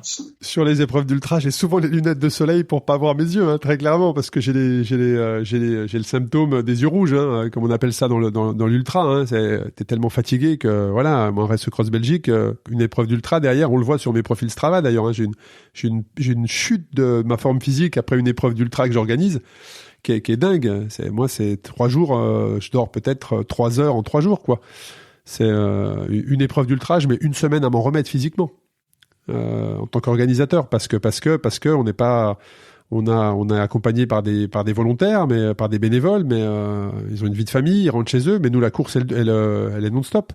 Donc il faut veiller sur les coureurs la nuit, qui est quand même une zone compliquée. Donc Belgique, j'ai mis 1 semaine à me remettre de la Belgique l'année passée, ouais. Mais je suis mieux entouré cette année, ça devrait bien se passer. Tiens Arnaud, est-ce que l'ultra, est-ce que tout le monde peut faire de l'ultra? Je pense, très clairement. Là-dessus, franchement, je pense, quand je vois des personnes qui ont fini, et quand je vois des profils de personnes qui terminent nos épreuves, franchement, là-dessus, j'ai aucun doute, quoi. Tout le monde peut faire de l'ultra, c'est une question de prise de décision. Voilà, et je dis pas qu'il faut avoir un matos hyper à la pointe, Pas du tout. On a vu des personnes terminer en limite vélo taf et pédale plate au sommet du Ventoux. Donc oui, je pense que à partir du moment où c'est pareil, à partir du moment où ça enthousiasme la personne, je dis pas qu'elle peut le faire 15 jours plus tard, mais elle peut se préparer pour terminer une épreuve d'ultra. Ça, j'en suis convaincu. Et est-ce que tout le monde devrait faire de l'ultra une fois dans sa vie? Après, là-dessus, j'ai pas de leçon à donner. Je trouve que l'ultra, en tout cas, apporte beaucoup à une personne. Mentalement, mais aussi physiquement. C'est-à-dire quand tu te lances dans une épreuve d'ultra, il y a pas que l'épreuve. C'est-à-dire que ça va changer plein de choses en toi des mois avant et des mois après. Sur ton physique, donc tu vas te sentir bien parce que tu vas te préparer, donc tu vas faire du sport, donc tu vas te sentir bien. Tu vas perdre du poids. Tu vas comprendre ce que tu manges. Donc tu vas te préparer à manger différemment, tu vas t'alimenter différemment. Donc rien que sans parler de l'épreuve en elle-même, ça a changé des choses en toi. Et puis ensuite, c'est de l'ultra, c'est long. Donc forcément, pendant cette épreuve, tu vas te poser 15 000 questions. Qu'est-ce que je fais là? Pourquoi je fais ça? Quelles sont les relations que j'ai aux autres? Et après, tu vas rentrer dans l'introspection. Forcément, dans les moments difficiles, tu vas penser à tes proches, voilà. Et donc, forcément, quand tu remets plein de choses en perspective, ça bouge des lignes. Et quand tu vas dans le très très long, tu finis l'épreuve différent. Voilà. Ou quand je dis différent, c'est que en tout cas, tu sais ce que tu ne veux plus. et certains vont jusqu'à savoir très précisément ce qu'ils veulent. Et donc derrière, il y a voilà, ça bouge, ça brasse, ça remue. Je dis pas que tu rentres et que tu changes tout, hein, mais en tout cas, t'acceptes. Ouais, très clairement. Ça permet de mettre beaucoup de choses en perspective. Ouais, je suis d'accord. Pour moi, en tout cas, c'est comme ça que je le vois. C'est un vrai déclencheur et ça te permet effectivement de réaliser que, en fait, ouais, je peux potentiellement faire plus, et même pas tellement en termes de kilomètres. C'est vraiment au sens large. Symboliquement, je trouve que c'est très fort. Ça te donne aussi une espèce de confiance, en toi pour plein de trucs, que ce soit au niveau relationnel, au niveau pro, au niveau, hein. Complètement. Moi, plusieurs fois, c'est pas quelque chose auquel je pense tous les jours, hein, mais plusieurs fois, dans des moments difficiles ou quand il y a un peu plus de pression, tu prends de la hauteur, tu te dis attends, t'as quand même été capable de faire ça, donc tu vas forcément trouver les clés, quoi. Ça sera peut-être pas facile, mais tu vas trouver les clés. Quand t'as été capable d'endurer, de mettre en place, de le réaliser, tu trouveras les clés. Donc ça te donne une confiance en toi très très importante. Ouais. Arnaud, le temps passe. T'as mentionné aussi tout à l'heure tes autres activités. Donc il y avait l'ultra, il y a tes aventures à toi, il y a le podcast aussi. Le podcast, c'est vous êtes bien placé pour le savoir, hein, c'est une formidable aventure, le podcasting. Moi, je suis pas du tout journaliste. J'ai lancé le podcast en 2019, le podcast Ultra Talk, qui a un peu plus de 4 ans. C'est rien que quand j'y pense et je me retourne, je me dis 4 ans, mais c'est incroyable. J'en suis bientôt au 250e épisode. Donc le podcast Ultra Talk, il est né. J'avais le bras cassé en fait. J'ai fait une très lourde chute à vélo, 2 mois de plâtre. Et pendant ces 2 mois, j'ai un ami qui m'envoie un lien, qui me dit tiens, écoute ça, c'est une belle histoire. Et je découvre le podcast. Et je me dis mais en fait, pourquoi moi je ferais pas pour l'ultra, juste pour l'ultra distance. Et donc je crée Ultra Talk avec un premier épisode le 3 janvier 2019. Et donc depuis le 3 janvier 2019, tous les mardis, depuis 4 ans, plus de 4 ans, un épisode du podcast sort. Et où j'ai eu la chance de rencontrer Kylian Jornet, Sarah Marquis, et aussi des gens totalement méconnus, mais avec des aventures de ouf. Enfin, franchement, c'est ça aussi, ça a changé beaucoup de choses en moi, hein, très clairement, c'est magnifique. Et puis, depuis 2 ans, j'ai aussi le podcast Dans la tête d'un cycliste que j'anime pour Sunday Night Productions, qui marche aussi très très fort, où là, on est vraiment focus vélo. Donc, le podcast, ça sort un peu de nulle part, mais c'est une super histoire. Voilà, franchement, c'est une très très belle aventure. En tout cas, ça devient presque addictif, puisque d'entendre, en tout cas avoir la chance d'avoir face à moi des personnes qui m'ouvrent leur cœur et leur tripes, c'est une chance extraordinaire. Je trouve ça génial. Je suis tout à fait d'accord avec toi. Me dire qu'une fois par semaine, je vais rencontrer quelqu'un qui va me raconter des trucs de dingue, et qui potentiellement va m'apprendre des choses aussi, hein, parce qu'on apprend aussi énormément en faisant le podcast, et pouvoir moi-même leur poser des questions. Je trouve ça magique. En fait. C'est une magnifique excuse en plus, comme tu dis, pour rentrer en contact avec des gens, soit que tu connais pas et que tu découvres, soit même des gens que tu idolâtres, des gens à qui tu rêves d'échanger, ne serait-ce que 2 mots, et là de te dire, on passe une demi-heure, 1 heure, parfois 2 heures ensemble. C'est juste, c'est comme une épreuve d'ultra-endurance, en fait. T'es hors du temps. T'es dans ton kiff. C'est ouf, hein. Moi, je me souviens parfaitement l'heure et demie que j'ai passé avec Kylian Jornet, en FaceTime. Il était dans son fourgon, et il me parlait comme si on se connaissait depuis 10 ans. Thomas Coville, François Gabard, qui sont des navigateurs, mais, de dingue, quoi, qui ont vécu des situations de ouf. Des alpinistes, Sarah Marquis, la Suissesse, qui est l'équivalent de Mike Horn pour les aventuriers. Hein. Enfin, c'est des gens juste incroyables. Manon Genet, une triathlète extraordinaire. Enfin, mais j'en ai plein comme ça. Enfin, c'est vraiment très enrichissant. Une question, tout à l'heure, tu parlais de ce sentiment, de cette sensation, de cet état de flow. Comment ça se passe, toi, quand tu enregistres un podcast? Parce que moi, personnellement, 2 heures de podcast, je suis vidé comme si je venais de courir 50 bornes. Très clair. Ça m'est arrivé quelquefois de programmer 3 podcasts dans la journée pour faire du pipe. Et franchement, à la fin, parce que ça demande beaucoup de concentration pour vous. Voilà. Moi, je parle, là, tu vois, on parle depuis 2 heures. Je les ai pas vus passer, les 2 heures. Mais pour vous, c'est beaucoup de concentration, d'écoute, de sur quoi je vais rebondir, sur quoi je vais l'emmener, est-ce que je suis bien dans mon fil conducteur. Donc oui, c'est énormément de concentration. Il faut être très très focus pour enregistrer un épisode. Ouais, tout à fait. Et en même temps, on se laisse aussi, tu vois, cette liberté. Et je pense que toi aussi, je pense qu'on a des podcasts qui finalement se ressemblent un petit peu au niveau du format. Où on se laisse une certaine liberté où est-ce que la discussion va nous amener, tu vois. On a des idées évidemment voilà les sujets que j'aimerais aborder, mais au final il faut aussi et c'est pour ça que le podcasting est venu aussi un petit peu bouleverser la radio des journalistes professionnels. C'est qu'un journaliste professionnel, il a son interview, il a ses questions, et même si le mec en face ou la femme va lui donner une superbe histoire, il va pas rebondir dessus. Il va tout de suite poser la question d'après. Et c'est ce qui fait que les podcasteurs dont ce n'était pas le métier ont complètement bouleversé les codes. C'est que nous, on va capter ça en fait. On va capter ça, on va vouloir creuser. Voilà, exactement. Alors même si le son parfois, moi ça m'est arrivé de produire des épisodes où le son ça sort pas d'une régie parce que j'ai pas les moyens. Je fais ça dans un hôtel et qu'on entendait les bruits de cuisine parce que j'écoutais ton podcast à l'époque. J'ai fait ça pendant 2 ans. J'ai fait ça pendant 2 ans à l'hôtel République 5 étoiles à Paris, qui avait à côté de République, qui avait l'hôtel Renaissance qui avait la gentillesse de m'accueillir et de me mettre à disposition une petite table. On entendait les bruits d'assiettes, de fourchettes, ça crée une ambiance, mais au final, ça s'est bien passé. Mais ça rend le truc authentique aussi, tu vois, et réel. J'ai reçu Guillaume Néry là-bas. Guillaume Néry, il revenait de la Polynésie, il sortait des studios d'Europe 1, et il se retrouve à boire un café en face de moi dans un 5 étoiles, et on a fait un podcast, tu vois. Donc voilà, je me laisse porter par ça, et puis ça semble plaire, donc voilà, j'avance. Génial. Arnaud, est-ce qu'il y a d'autres choses que tu fais aujourd'hui que tu voudrais nous partager avant qu'on clôture l'épisode? Oh là là, j'ai plus de place pour... alors, des choses que je fais ou que j'aimerais faire. Parce que des choses que j'aimerais faire, j'en ai plein. Mais déjà là, j'essaie d'optimiser mon temps. Je suis très très challengé par l'organisation des événements. Parce que ça se développe, donc c'est beaucoup de tâches au quotidien qui se répètent. Heureusement, j'ai une très très bonne équipe autour de moi, parce que ça c'est pareil, là on parle de ce que je fais, mais je fais pas tout seul. C'est aussi j'ai une très très bonne. Déjà, j'ai eu la chance d'avoir des associés qui m'ont fait confiance dans ce projet-là, parce que la marque Race Cross France a eu des rebondissements. Elle a été vendue en Suisse, puis je l'ai reprise, donc il y a eu des rebondissements également sur la marque.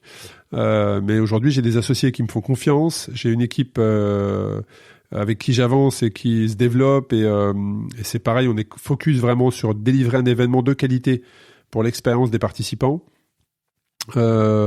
Eurosport m'a aussi fait confiance pour le podcast pendant 3 ans, alors que j'étais personne, j'étais pas du tout professionnel, j'avais un petit podcast, Eurosport vient me chercher, donc pendant 3 ans j'ai été diffusé sur Eurosport. Ah ouais, clairement, ouais. Moi, t'imagines, jamais j'aurais eu l'idée que mon podcast un jour soit sur Eurosport, quoi. Enfin bon, c'était pour moi hors du champ. Mais puis voilà, ça s'est fait. Donc Sunday Night Production, un 2e podcast. Donc voilà. Aujourd'hui, franchement, l'objectif pour moi, c'est de monter en qualité sur ce que je délivre, plutôt que de me disperser et aller créer d'autres choses. Voilà. J'aimerais, il y a plein de projets qui me ferait envie, mais là je vais me concentrer sur la qualité des projets que j'ai en cours. Magnifique. Si on a envie de s'inscrire à une Race Cross dans les mois, années à venir, eh bien tu vas sur le site racecross.cc, et là tu trouveras tout le listing de nos événements, et après tu pourras choisir si tu veux aller en Suisse, en Belgique, à Paris, en France, et peut-être dans d'autres pays plus tard. Mais en tout cas voilà, le site ombrelle, c'est racecross.cc, sur lequel il y a tous les événements. Magnifique. Écoute, on suivra ça de très près, et puis j'espère pouvoir me remettre. Là, tu vois, je suis dans ma phase où ça fait quelques mois que je roule plus à vélo, moi, donc voilà. La réalité professionnelle aussi parfois qui te rattrape. Je peux comprendre, hein. Ouais, clairement. Moi, c'est vraiment faut vraiment avoir un cadre pour s'imposer d'y aller, parce que si tu n'as pas ce cadre ou cet objectif, tu te laisses entraîner, et puis quand ce que tu fais te passionne, t'y vas à fond, quoi. Donc, et le temps passe. Donc, je peux comprendre parfaitement. Et le vélo a quand même cette caractéristique que, en général, quand tu t'entraînes à vélo, tu fais des sorties quand même relativement longues, plus que si tu fais de la course à pied, par exemple. Donc, très clairement, ça prend du temps. Voilà, mais j'espère de tout cœur pouvoir participer à nouveau à une de tes épreuves, en tout cas, dans les années à venir. Super, Arnaud, merci beaucoup pour le temps que tu nous as accordé. Tu vois, on avait dit à peu près 1 heure, on n'est pas loin des 2 heures. Je parle beaucoup. C'est la passion. Si au-delà de s'inscrire sur une race across un pays que tu couvres, on veut aussi échanger avec toi, quel est le meilleur moyen? LinkedIn, Insta, Facebook? Non, je dirais LinkedIn ou Insta. Insta, LinkedIn, c'est là où je suis le plus actif. Bon, on mettra de toute façon le lien dans les notes de l'épisode.